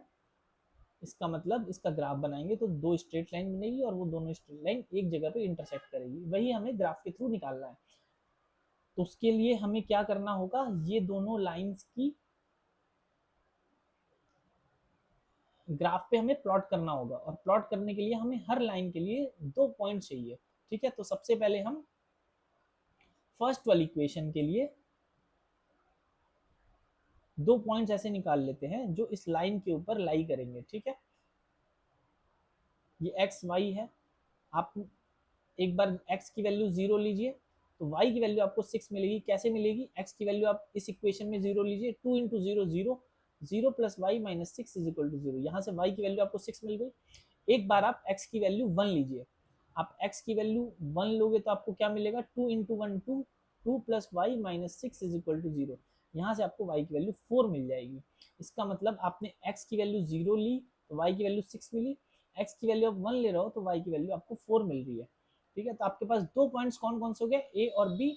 ए का कोऑर्डिनेट है 0,6 एंड बी का कोऑर्डिनेट है 1,4। आपको 2 पॉइंट्स मिल गए, आपको 2 पॉइंट्स मिल गए ना। आपको अब क्या करना है? आपको दोनों पॉइंट्स को प्लॉट करना है और उन दोनों पॉइंट्स को जस्ट ज्वाइन कर देना है। ये देखिए हमारा ए पॉइंट ये है और हमारा बी पॉइंट ये है। इन दोनों पॉइंट्स को हमने ज्वाइन किया है तो हमें ग्रीन लाइन मिली है, ठीक है। ये ग्रीन लाइन ऐसी है, ये देखिए, ठीक। 0,6 वाई एक्सिस पे लाई करता है और बी यहाँ पे लाई करेगा, ठीक है। हमारे पास एक लाइन बन गई। अब हमें दूसरी लाइन बनानी है। दूसरी लाइन की इक्वेशन क्या है? 4x minus 2y minus 4 is equal to 0। ये भी ऑलरेडी जनरल फॉर्म में है, ठीक है। हम इसके लिए क्या करेंगे? x और y यहाँ लिखेंगे, एक बॉक्स बनाएंगे। एक बार हम x की वैल्यू 0 लेंगे तो हमें y की वैल्यू -2 मिलेगी। कैसे मिलती है वो चेक कर लेते हैं। 4 इंटू इस वाले इक्वेशन में आप x की वैल्यू 0 रखिए। x की वैल्यू आप 0 रखोगे तो क्या मिलेगी? 4 into 0 0, 0 minus 2y minus 4 is equal to 0। इसका मतलब 2y की वैल्यू -4 और y की वैल्यू -2। तो 0 रखने पे आपको y की वैल्यू -2 मिल रही है।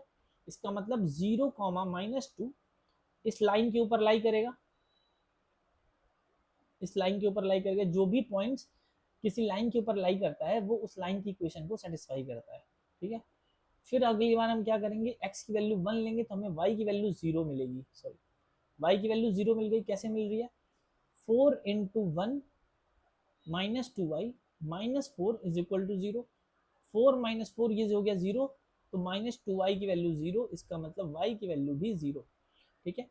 तो हमने x की वैल्यू 1 ली तो y की वैल्यू हमें 0 मिल रही है। तो हमारे पास 2 पॉइंट्स हो गए, 0, -2 एंड 1,0। ये दोनों पॉइंट्स सेकेंड वाली लाइन के ऊपर लाई करेंगे। हमें 2 पॉइंट्स मिल गए जो किसी लाइन के ऊपर लाई करते हैं। तो उस लाइन को बनाने के लिए हम उन दोनों पॉइंट्स को प्लॉट करेंगे और उन दोनों पॉइंट्स को मिला देंगे, ठीक है। हमने कौन कौन से पॉइंट लिए? ये सी है और ये डी है। देखिए सी कहाँ पे आएगा? 0, -2, ये हमारा सी पॉइंट है। डी पॉइंट कहाँ है? 1,0, 1,0 एक्स एक्सिस पे लाई करेगा। ये देखिए डी पॉइंट है, एक्स एक्सिस पे हमारा लाई कर रहा है। हमने सी और डी को जोड़ दिया और एक्सटेंड कर दिया दोनों साइड, ठीक है। आप सी को इधर एक्सटेंड करोगे तो ऐसा हो जाएगा, डी को भी आपने एक्सटेंड कर दिया, ये आपको रेड वाली लाइन मिल गई। अब देखिए ग्रीन और रेड वाली लाइन कहाँ पे इंटरसेक्ट कर रही है? ये इंटरसेक्ट कर रही है ई पॉइंट पे, ठीक है। इस पॉइंट को हमने ई नाम दे दिया है। इस ग्राफ पे एक पॉइंट है उसको हमने ई बोला है। अब हमें सिंपली क्या चाहिए? ई के कोऑर्डिनेट चाहिए कि ई का कोऑर्डिनेट एक्स वाई प्लेन पे क्या होगा, ठीक है। तो ई की डिस्टेंस वाई से जितनी है उसको हम एक्स कोऑर्डिनेट बोलेंगे। तो ई की डिस्टेंस देखिए बच्चों वाई एक्सिस से कितनी है, ठीक है, ये है 2। और ई की डिस्टेंस एक्स एक्सिस से जितनी है उसको हम बोलेंगे वाई कोऑर्डिनेट, ठीक है। तो ये भी 2 है। इसका मतलब हमारे पास ई के कोऑर्डिनेट्स आ जाएंगे 2,2। वही हमारा सॉल्यूशन हो जाएगा पेयर ऑफ लीनियर इक्वेशन का। चलिए फोर्थ क्वेश्चन पे आ जाते हैं। 2x minus 2y minus 2 is equal to 0 and 4x minus 4y minus 5 is equal to 0। ये दोनों इक्वेशन ऑलरेडी जनरल फॉर्म में लिखी हुई है। तो हम यहाँ से a1/a2 की वैल्यू आ जाएगी 2/4 विच इज 1/2। ये 2 है, ये 4 है, यहाँ से 2/4 आ जाएगा। फिर b1/b2 निकालेंगे -2/-4 विच इज -2/-4। तो ये इसकी भी वैल्यू आ जाएगी 1/2। इसका मतलब a1/a2 की वैल्यू सेम है किससे? b1/b2 से। तो हमें फर्दर c1/c2 की वैल्यू निकालनी है। c1/c2 की वैल्यू क्या हो जाएगी बच्चों? -2/-5, -2/-5 कितना होता है 2/5। ये बताइए ये क्या ऐसी नहीं बन गई, और ये होती है, इसका मतलब ये पैरेलल लाइंस को रिप्रेजेंट करती है इक्वेशन। ठीक है, पैरेलल लाइंस है मतलब उसका कोई सॉल्यूशन नहीं होगा, कोई सॉल्यूशन नहीं होगा मतलब इनकंसिस्टेंट पेयर ऑफ इक्वेशन है। ठीक है, चलिए आगे बढ़ते हैं। इस क्वेश्चन में कह रहा है कि हमारे पास एक रेक्टेंगल है, एक रेक्टेंगल दिया हुआ है। रेक्टेंगल के बारे में आपको थोड़ा बहुत आइडिया होना चाहिए इस क्वेश्चन को सॉल्व करने के लिए। तो रेक्टेंगल क्या होता है? रेक्टेंगल ऐसा पैरेललोग्राम होता है जिसमें सारे एंगल्स 90 डिग्री होते हैं, ऑपोजिट साइड्स इक्वल होती है। ठीक है, क्योंकि वो पैरेललोग्राम में भी होता है। ये एल है, इसको मान लेते हैं एल, और इसको हम बोलते हैं बी। ठीक है, तो ये रेक्टेंगल का फिगर है। रेक्टेंगल का पेरीमीटर कितना होता है? रेक्टेंगल का पेरीमीटर होता है 2l plus b. This is value of perimeter. Perimeter क्या होता है? चारों साइड्स का सम। तो आप चारों साइड्स कौन सी है? एल है, एल है, बी है और बी है। जब आप इन चारों को प्लस करोगे तो आपको क्या मिलेगा? 2l प्लस 2b, और इसको आप 2l प्लस बी भी लिख सकते हो ऐसे। ठीक है, तो ये हो गई आपकी पैरामीटर की वैल्यू। आपसे बोला है फर्स्ट इंफॉर्मेशन में कि हाफ पैरामीटर की वैल्यू 36 है। ये पूरा पैरामीटर है, तो हाफ पैरामीटर क्या हो जाएगा? इसका हाफ मतलब 2l प्लस बी अपॉन 2 हो जाएगा हाफ पैरामीटर। और इसकी वैल्यू आपको कितनी दे रखी है? 36। तो यहाँ से l प्लस बी की वैल्यू कितनी आ गई? 36। मतलब लेंथ और ब्रेड्थ को ऐड करोगे तो उसकी वैल्यू 36 है। तो यहाँ से हमारे पास ये इक्वेशन आ गया। हमने लेंथ को x माना है और ब्रेड्थ को या विड्थ को y माना है। ठीक है, तो यहाँ से x प्लस वाई की वैल्यू 36 आ गई। फिर सेकेंड इंफॉर्मेशन में क्या कह रहा है कि लेंथ जो है, ये लेंथ इससे 4 मीटर बड़ा है। मतलब क्या बड़ा है? Length is greater than width. आप विड्थ बोलो, ब्रेड्थ बोलो। ठीक है, लेंथ ग्रेटर है विड्थ से। कितना बड़ा है? 4 मीटर से बड़ा है। तो लेंथ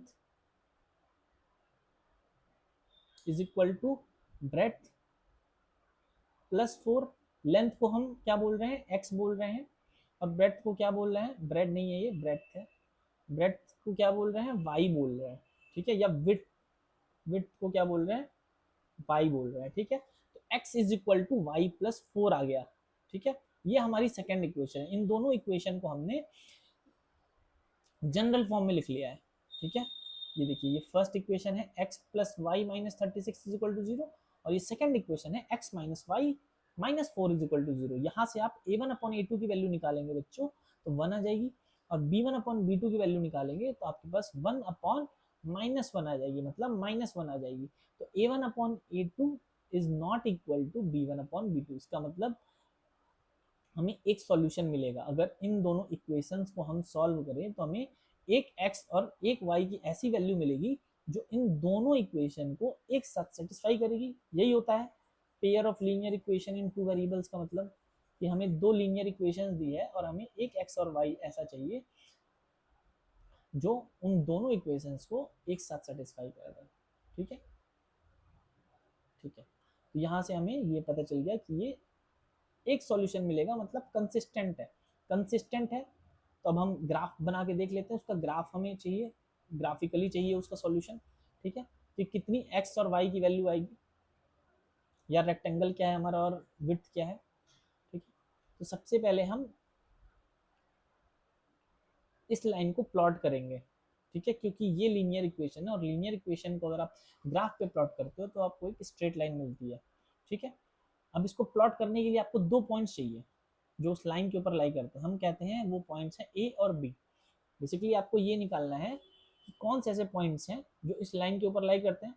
ठीक है, उसके लिए हम क्या करेंगे, एक एक्स और वाई का ऐसे टेबल बनाएंगे, और एक्स की आप जो भी वैल्यू रखोगे उसके हिसाब से वाई की वैल्यू मिलेगी।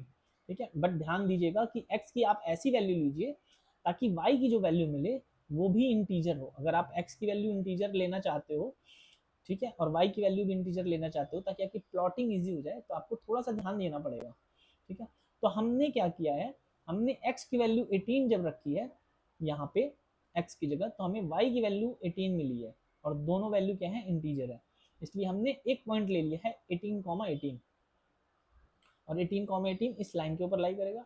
वैसे ही हमने x की वैल्यू जब 16 ली है तो हमने देखा कि y की वैल्यू हमें 20 मिल रही है, तो ये b पॉइंट भी इस लाइन के ऊपर लाई करेगा। हमें दो पॉइंट मिल गए जो इस लाइन के ऊपर लाई कर रहे हैं, a comma b, sorry a and b। ठीक है, हमें ये दो पॉइंट्स मिल गए a एंड b, ये हमने इस ग्राफ के ऊपर प्लॉट कर दिया है। ये है 16,20 and this is 18,18, a and b। हमने अब क्या किया है, a और b को ज्वाइन कर दिया है तो हमें ग्रीन लाइन मिल गई है। ठीक है, हमें ग्रीन लाइन मिल गई है। उसके बाद हमें दूसरी लाइन को बनाना है। जैसे ही आपने लाइन बना दी, स्ट्रेट लाइन बना दी, आपका काम खत्म। ठीक है, फिर हमें अब इसके ऊपर ध्यान देना है कि इसकी लाइन कैसी बनेगी। ठीक है, इसके लिए भी अब हमें दो पॉइंट चाहिए, उसको मान लेते हैं सी और D.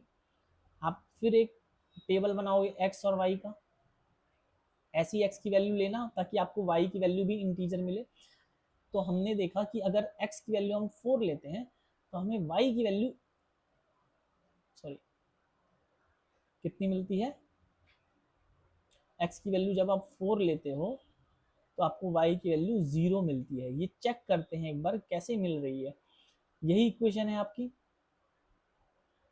x minus y minus 4 is equal to 0। आप एक बार x की वैल्यू 4 लो, 4 minus y minus 4 is equal to 0, तो यहाँ से 4 माइनस 4 0, तो y की वैल्यू 0 आ गई। इसका मतलब एक पॉइंट जो हमें मिलेगा वो है 4,0। ये पॉइंट इस लाइन के ऊपर लाई करेगा। दूसरा पॉइंट हम लेंगे, उसके लिए हमने x की वैल्यू 8 ले ली है। x की वैल्यू अगर आप 8 लोगे यहाँ पे तो 8 minus y minus 4 is equal to 0। यहाँ से y की वैल्यू कितनी आ जाएगी, y की वैल्यू यहाँ से 4 आ जाएगी। ठीक है, तो दूसरा पॉइंट हमारे पास कौन हो गया, कौन सा हो गया, 8,4। हमारे पास दो पॉइंट मिल गए, हमारे पास दो कौन कौन से पॉइंट मिल गए, 4,0 एंड 8,4। हमने क्या किया, इन दोनों पॉइंट्स को प्लॉट कर लिया ग्राफ पे और हमने इन दोनों पॉइंट्स को आपस में ज्वाइन कर लिया, तो हमें एक रेड रंग की लाइन मिल गई। ये रेड तो मैंने कलर दिया है, आप कोई भी कलर का समझ सकते हो। तो हमें एक लाइन मिल गई। ठीक है, और फिर हमने देखा कि ये ग्रीन और रेड लाइन जब आपस में इंटरसेक्ट करती है तो वो एक पॉइंट पे इंटरसेक्ट करती है। उस पॉइंट को हमने बोला ई पॉइंट। अब हमें सिंपली क्या करना है, ई पॉइंट के कोऑर्डिनेट्स ग्राफ पे देखने हैं कि उसके ग्राफ पे कोऑर्डिनेट्स क्या होंगे। ठीक है, तो हमने देखा कि ई की डिस्टेंस वाई एक्सिस से कितनी है बच्चों, 20 है। ठीक है, 20 है, तो अगर किसी पॉइंट की डिस्टेंस वाई एक्सिस से 20 है, मतलब जितनी डिस्टेंस ये होगी उतनी ही डिस्टेंस ये होगी, क्योंकि ये एक रेक्टेंगल बन रहा है और रेक्टेंगल में ऑपोजिट साइड्स इक्वल होती है। ठीक है, और अगर y एक्सिस से डिस्टेंस 20 है, इसका मतलब हमारा ये 20 है, इसका मतलब ये हो गया e के कोऑर्डिनेट्स हमारे 20 हैं, x कोऑर्डिनेट 20 है। फिर आप देखो कि e की x एक्सिस से डिस्टेंस कितनी है। ठीक है, वो आपको पता चलेगी 16 है। अगर किसी पॉइंट की x एक्सिस से डिस्टेंस 16 है, इसका मतलब उसका y कोऑर्डिनेट 16 है। ठीक है, तो हमें e के पॉइंट्स मिल गए, हमें ई के पॉइंट्स मिल गए 20,16। ठीक है, 20,16, यहाँ पे x, y भी है, इसको लिख सकते हैं। x का मतलब हो गया 20 एंड y का मतलब हो गया 16। और हमने x किसके लिए यूज किया था, लेंथ ऑफ रेक्टेंगल के लिए, और हमने y किसके लिए यूज किया था, विड्थ ऑफ रेक्टेंगल के लिए। ठीक है, तो लेंथ की वैल्यू हो गई 20 एंड विड्थ की वैल्यू हो गई 16। ठीक है,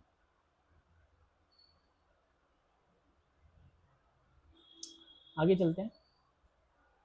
हमारे पास एक लीनियर इक्वेशन दी है, और हमसे ये बोला है कि एक दूसरी लीनियर इक्वेशन बनाइए जो अगर एक कॉम्बिनेशन ले पहले वाले से, मतलब फर्स्ट लीनियर इक्वेशन ये है, और एक ऐसी लीनियर इक्वेशन और बताइए जो इसके साथ देखें तो वो क्या बने, पहले तो इंटरसेक्टिंग लाइन बने। ठीक है, तो पहले यही देख लेते हैं। हमें एक ऐसी लाइन बनानी है, हमें एक ऐसी लीनियर इक्वेशन लिखनी है जिसमें ये दोनों जो हम में लाइन दी है और जो हम लाइन बोलेंगे या बताएंगे या लिखेंगे, वो दोनों लाइंस इंटरसेक्टिंग होनी चाहिए।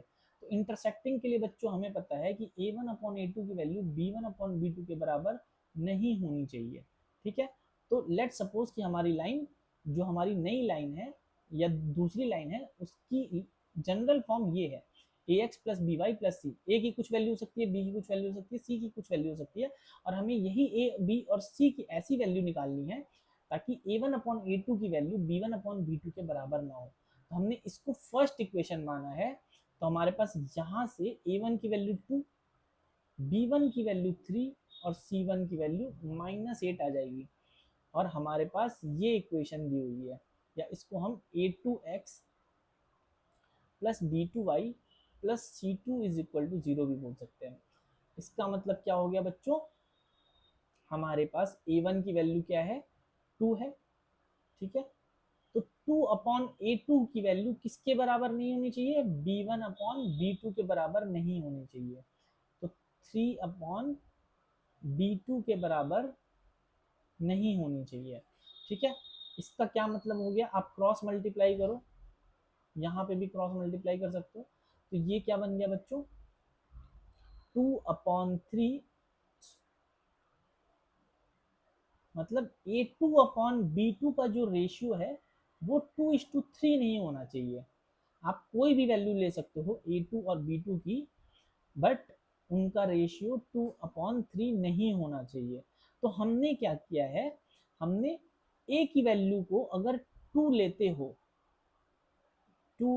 अगर आप a2 की वैल्यू 2 लेते हो, तो आपको b2 ऐसा नहीं लेना है कि जब आप a2/b2 करो तो उसका रेशियो 2/3 आ जाए। तो हमने सपोज किया कि हमने a2 की वैल्यू 2 ले ली।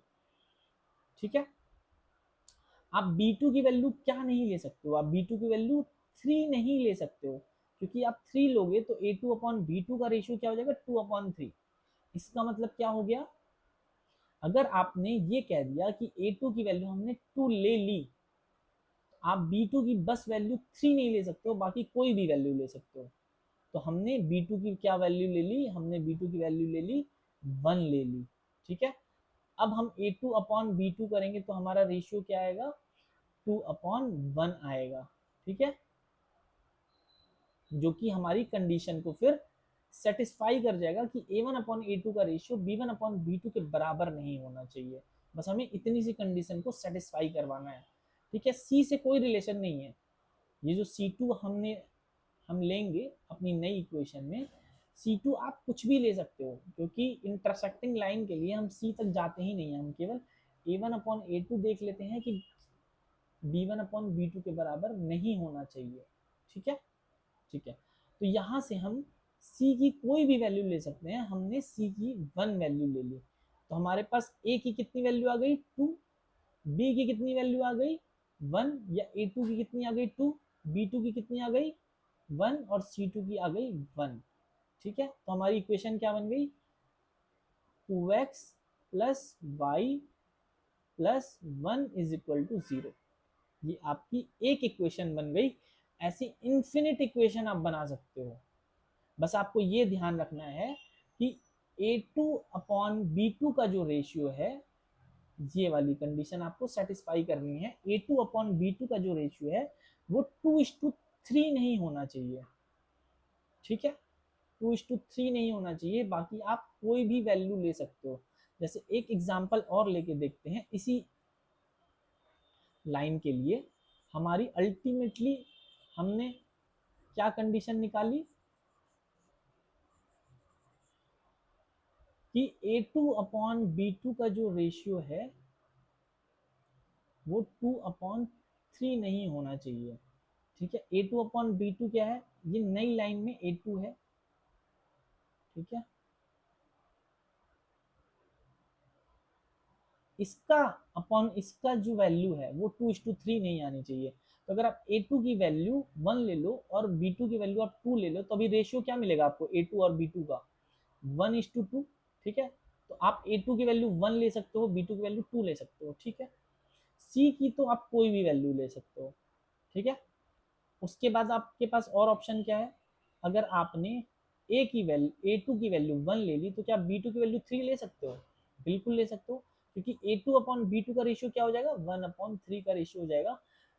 हमें बस ये चेक करना है कि A2 अपॉन B2 की वैल्यू 2/3 नहीं होनी चाहिए, बाकी कुछ भी हो सकती है।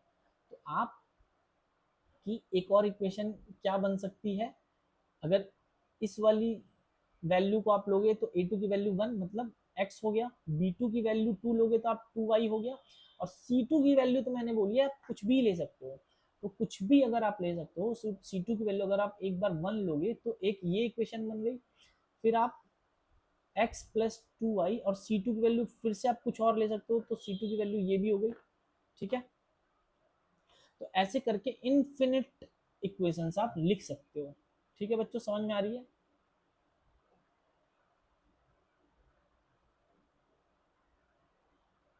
आगे चलते हैं। अब हमें बोला है कि आप एक ऐसी लाइन लिखिए,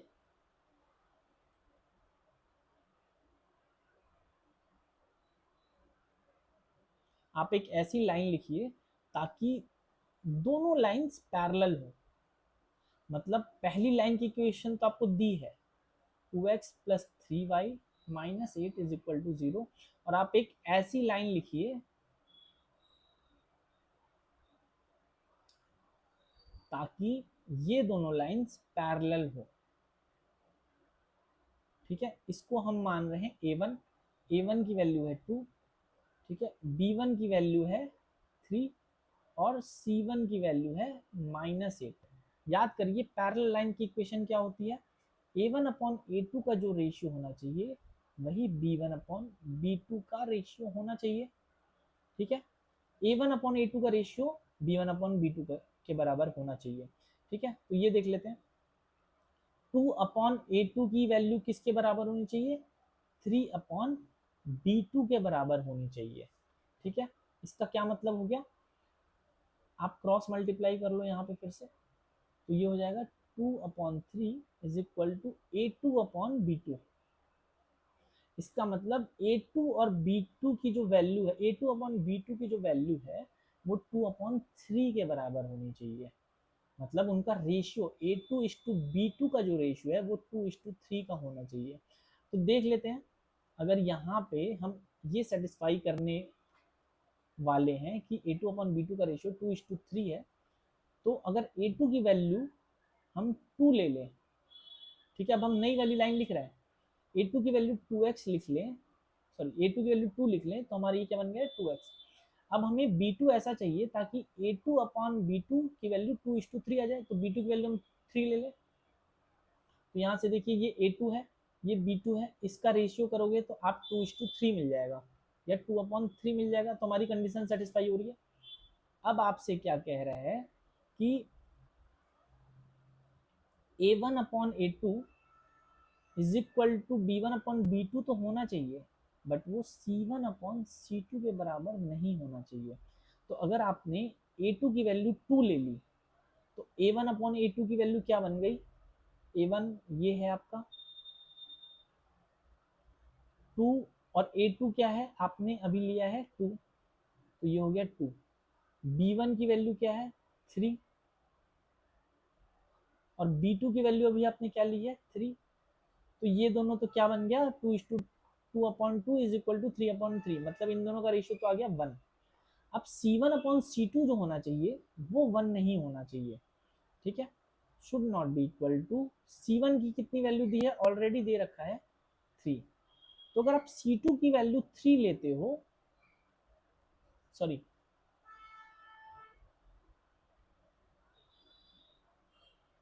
C1 की वैल्यू कितनी दी है बच्चों, -8 दी है, तो आप C2 की अगर वैल्यू -8 लेते हो तभी ये रेशियो -1 बनेगा।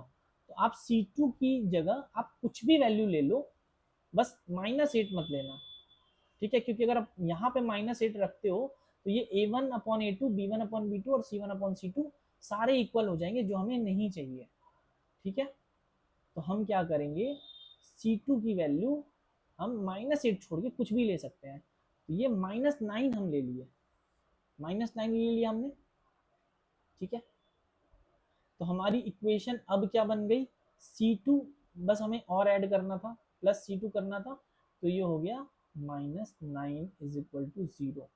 तो इसका मतलब हमारी इक्वेशन क्या बन गई, 2x plus 3y -9 is equal to 0 बन गई, ठीक है? समझ गए?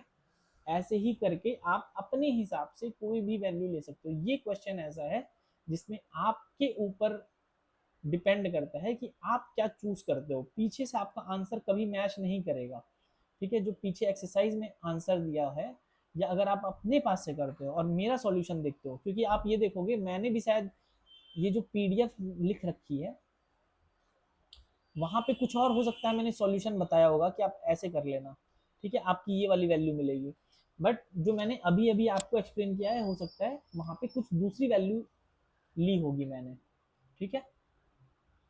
तो इस ऐसे क्वेश्चंस के इन्फिनिट आंसर्स हो सकते हैं, ठीक है? ऐसा एक आंसर नहीं होगा कोई। फिर आपसे क्या कह रहा है बच्चों कि आपको एक दूसरी ऐसी लाइन लिखनी है ताकि वो दोनों लाइंस कोइंसिडेंट लाइंस हो जाए। तो पहली लाइन की इक्वेशन आपको ऑलरेडी दे रखी है इसने। पहली लाइन की इक्वेशन क्या है, देख लेते हैं। 2x plus 3y minus 8 is equal to 0। 2x plus 3y minus 8 is equal to 0। बच्चों मैंने बताया था कि अगर दो लीनियर इक्वेशंस आपको दी हैं और दोनों कोइंसिडेंट लाइंस हैं, सपोज करिए ये फर्स्ट इक्वेशन है और ये सेकेंड इक्वेशन है, और बोला कि ये दोनों कोइंसिडेंट लाइंस हैं, ठीक है? यहाँ पे आपको इस तरह के क्वेश्चन में जहाँ पे आपको कोइंसिडेंट लाइंस की इक्वेशन लिखने के लिए बोलेगा और एक इक्वेशन दी रहेगी, वहां पे आपको A1 A2 B1 B2 और C1 C2 का रेशियो निकालने की बिल्कुल भी जरूरत नहीं है। मैं आपको दूसरा तरीका बताता हूँ, वो ज्यादा इजी है, ठीक है? तो इस तरह की क्वेश्चन जहाँ पे आपको कोइंसिडेंट लाइन लिखनी है और एक लाइन की इक्वेशन ऑलरेडी दी रखी है, तो ऐसे क्वेश्चन में क्या करना है आपको कि एक कॉन्सेप्ट आपको पता होना चाहिए, ठीक है? कॉन्सेप्ट क्या है कि अगर ax plus b y plus c is equal to 0 आपको दे रखा है और आपसे बोला कि एक दूसरी लाइन की इक्वेशन लिखिए ताकि ये दोनों लाइंस कोइंसिडेंट लाइंस हैं, तो आपको सिंपली क्या करना है, फर्स्ट वाली इक्वेशन में किसी भी नंबर से दोनों साइड मल्टीप्लाई करना है। तो आपको जो भी नई इक्वेशन मिलेगी वो आपकी ये दूसरी वाली इक्वेशन हो जाएगी। आप पूरी एक्सरसाइज में जहां जहां कोइंसिडेंट लाइंस दी हुई हैं, आप उन दोनों इक्वेशंस को देखना। ये फर्स्ट इक्वेशन है और ये सेकंड इक्वेशन है। आप ये ऑब्जर्व करोगे फर्स्ट में कोई ऐसा नंबर मल्टीप्लाई किया हो गया दोनों तरफ, ठीक है? और आपको वो सेकेंड इक्वेशन फिर मिल जाएगी, ठीक है? या सेकेंड इक्वेशन में कोई ऐसा नंबर मल्टीप्लाई किया गया होगा दोनों तरफ और आपको फर्स्ट इक्वेशन मिल जाएगी। नॉर्मली इक्वेशंस में ऐसा नहीं होता है, अगर वो कोइंसिडेंट लाइंस की इक्वेशन नहीं है तो ऐसा पॉसिबल नहीं होगा। ऐसा पॉसिबल कब होगा, जब आपको केवल और केवल दो कोइंसिडेंट लाइंस की इक्वेशन दी है। जैसे मैं एग्जाम्पल ही दे देता हूँ। जैसे सपोज कीजिए आपके पास x minus y plus 1 is equal to 0, ये एक लीनियर इक्वेशन दी हुई है, ठीक है? और आपसे बोला कि आप ये चेक करो कि क्या ये दोनों कोइंसिडेंट लाइंस हैं कि नहीं है। तो आपने क्या करा, A1/A2 की वैल्यू निकाली, वो आ गई यहाँ से 1/2। B1/B2 की वैल्यू निकाली तो यह आ गई -1/-2, वो भी 1/2 आ गई। और C1/C2 की वैल्यू निकाली तो वो भी 1/2 आ गई। आपने बोला हाँ सर ये तो कोइंसिडेंट लाइंस की इक्वेशन है। तो मैंने बोला कि बच्चों एक बार ध्यान से एक बार और देखो और एक चीज और ऑब्जर्व करो, क्या अगर हम फर्स्ट इक्वेशन को दोनों तरफ 2 से मल्टीप्लाई कर दें, मतलब लेफ्ट हैंड साइड को भी और राइट हैंड साइड को भी, तो हमारे पास फर्स्ट इक्वेशन क्या बन जाएगी, 2x minus 2y plus 2 is equal to 0। क्या ये सेकेंड इक्वेशन नहीं बन गई? ठीक है, तो ये सेकेंड इक्वेशन बन गई। तो फर्स्ट इक्वेशन में आपने 2 से मल्टीप्लाई किया, हो सकता है यहाँ पे 2 की जगह 3 होता या 4 होता या हाफ होता, बट वो अल्टीमेटली सेकेंड इक्वेशन बन जाएगी।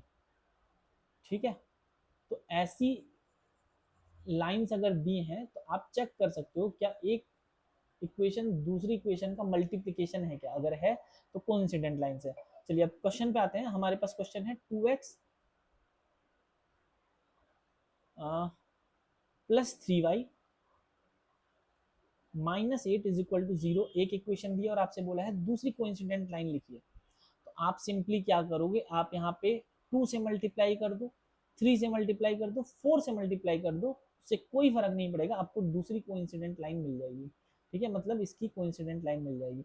हमने 3 से इस क्वेश्चन में जो मैंने सॉल्यूशन लिखा हुआ है यहाँ पे 3 से मल्टीप्लाई किया है। 3 से मल्टीप्लाई करेंगे तो क्या बन गया, 6x plus 9y minus 24 is equal to 0। ये कोइंसिडेंट लाइंस की इक्वेशन मिल गई। चेक करने के लिए कर सकते हैं, a1 अपॉन a2 की वैल्यू कितनी मिल गई, 1 अपॉन 3, b1 अपॉन b2 की वैल्यू मिल गई 3 अपॉन 9 1 अपॉन 3, और c1 अपॉन c2 की वैल्यू मिल गई माइनस 8 अपॉन माइनस 24, ये भी 1 अपॉन 3। मतलब तीनों रेशियो सेम है, इसका मतलब कोइंसिडेंट लाइंस है। ठीक है, अब हम आ जाते हैं अपने लास्ट क्वेश्चन पे। ठीक है, इसमें आपको बोला है कि आपको ग्राफ बनाना है दो लाइंस का। ठीक है, ग्राफ बनाना है दो लाइंस का, बहुत इजी है, हम तब से वही कर रहे हैं, ग्राफ बना रहे हैं। आपको दो इक्वेशंस दी हैं, दो इक्वेशंस लीनियर इक्वेशन की दी है, और लीनियर इक्वेशन का ग्राफ स्ट्रेट लाइन बनता है।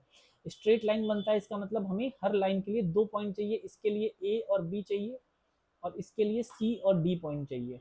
ठीक है, तो फर्स्ट लाइन के लिए अगर हम देखें x minus y plus 1 is equal to 0 के लिए अगर हम निकालना चाहें पॉइंट्स, तो हम क्या करेंगे, एक ऐसा टेबल बनाएंगे और इस बार हम क्या करेंगे, x की वैल्यू 0 लेंगे। x की वैल्यू आप यहाँ 0 लो तो आपको y की वैल्यू 1 मिलेगी।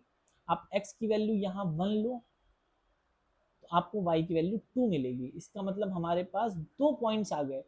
पहला पॉइंट है 0,1 और दूसरा पॉइंट है 1,2। ये दोनों पॉइंट क्या होंगे, इस लाइन के ऊपर लाई करेंगे, इस लाइन के ऊपर लाई करेंगे। ठीक है, तो हमने क्या किया, दो पॉइंट्स लिए a और b, 0,1 और 1,2। ये रहे वो दो पॉइंट, a ये रहा और b ये रहा। हमने क्या किया, a और b को ज्वाइन कर दिया।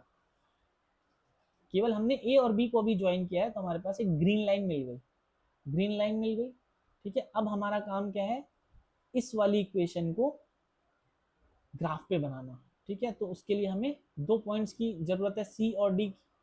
ठीक है, इसके लिए भी हम क्या करेंगे, एक एक्स वाई टाइप का टेबल बना लेंगे ऐसा, और यहाँ पे आप x की वैल्यू रखते जाओ, आपको y की वैल्यू मिलती जाएगी।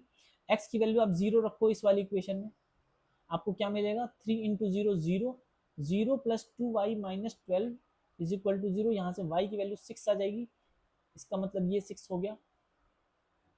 ठीक है, आप एक बार x की वैल्यू अब 2 रखो। ठीक है, आप x की वैल्यू अगर 2 रखोगे तो आपको क्या मिलेगा, x की वैल्यू यहाँ पे 2 रखो तो आपको क्या मिलेगा, 6 plus 2y minus 12 is equal to 0। यहाँ से आपको मिल गया 2y की वैल्यू 6, मतलब y की वैल्यू 3। तो आपको दो पॉइंट्स मिल गए, 0,6 एंड 2,3। तो c हमारा क्या हो गया, 0,6 एंड d पॉइंट क्या हो गया, 2,3 हो गया बच्चों। ठीक है, हमने अब क्या किया, d को प्लॉट कर लिया और c को प्लॉट कर लिया, 0,6 एंड 2,3। अब हमने C और D पॉइंट को मिला दिया तो हमें एक रेड लाइन मिल गई। ठीक है, और बच्चों देख के बताओ ये दोनों लाइंस कहाँ पे आपस में मीट कर रही है, वो 2,3 पे मीट कर रही है, D पॉइंट पे मीट कर रही है। ठीक है, 2,3 पे मीट कर रही है। तो हमारा first part of the question is complete. ठीक है, अब आपसे बोला है कि ट्राइंगल जो हमारे बन रहे हैं, ट्राइंगल आपको इस पूरे फिगर में कहाँ बनता हुआ दिखाई दे रहा है? ये देखिए ट्राइंगल आपको कहाँ बनता हुआ दिखाई दे रहा है? वो जो शेडेड पोर्शन ब्लू रंग की लाइन से मैंने किया है वो ट्राइंगल बनता हुआ दिखाई दे रहा है। ठीक है, और आपसे यही बोला है कि आपको शेड करना है इस ट्राइंगल को और आपको कोऑर्डिनेट्स निकालने हैं वर्टिसेस के। तो एक ट्राइंगल है, इसमें 3 वर्टिसेस होते हैं, एक ये, एक ये, एक ये। हमारे इस फिगर में हमें कौन से 3 वर्टिसेस मिल रहे हैं? एक तो डी पॉइंट हो गया, एक ये जो ग्रीन लाइन यहाँ पे कट करेगी वो एक वर्टिसेस हो गया, और एक ये जो रेड लाइन एक्स एक्सिस पे यहाँ कट करेगी वो एक हो गया। अब हमें ये पॉइंट का कोऑर्डिनेट और ये पॉइंट का कोऑर्डिनेट बच्चों निकालना है। ठीक है, तो या तो आप ग्राफ पे देख के बता दो कि रेड लाइन कहाँ पे मीट कर रही है एक्स एक्सिस पे, ठीक है, और यहाँ पे देख के बता दो कि ये ग्रीन वाली लाइन कहाँ पे मीट कर रही है एक्स एक्सिस पे। वो दोनों कोऑर्डिनेट्स हो जाएंगे ट्राइंगल के। ठीक है, और तीसरा जो कोऑर्डिनेट है वो ऑलरेडी हमें दिख रहा है कि ये इंटरसेक्शन पॉइंट है ग्रीन और रेड लाइन का। ठीक है, तो ये आप ग्राफ से निकाल सकते हो। समझ गए बच्चों? ठीक है, तो ये हमारा ट्राइंगल बन गया है।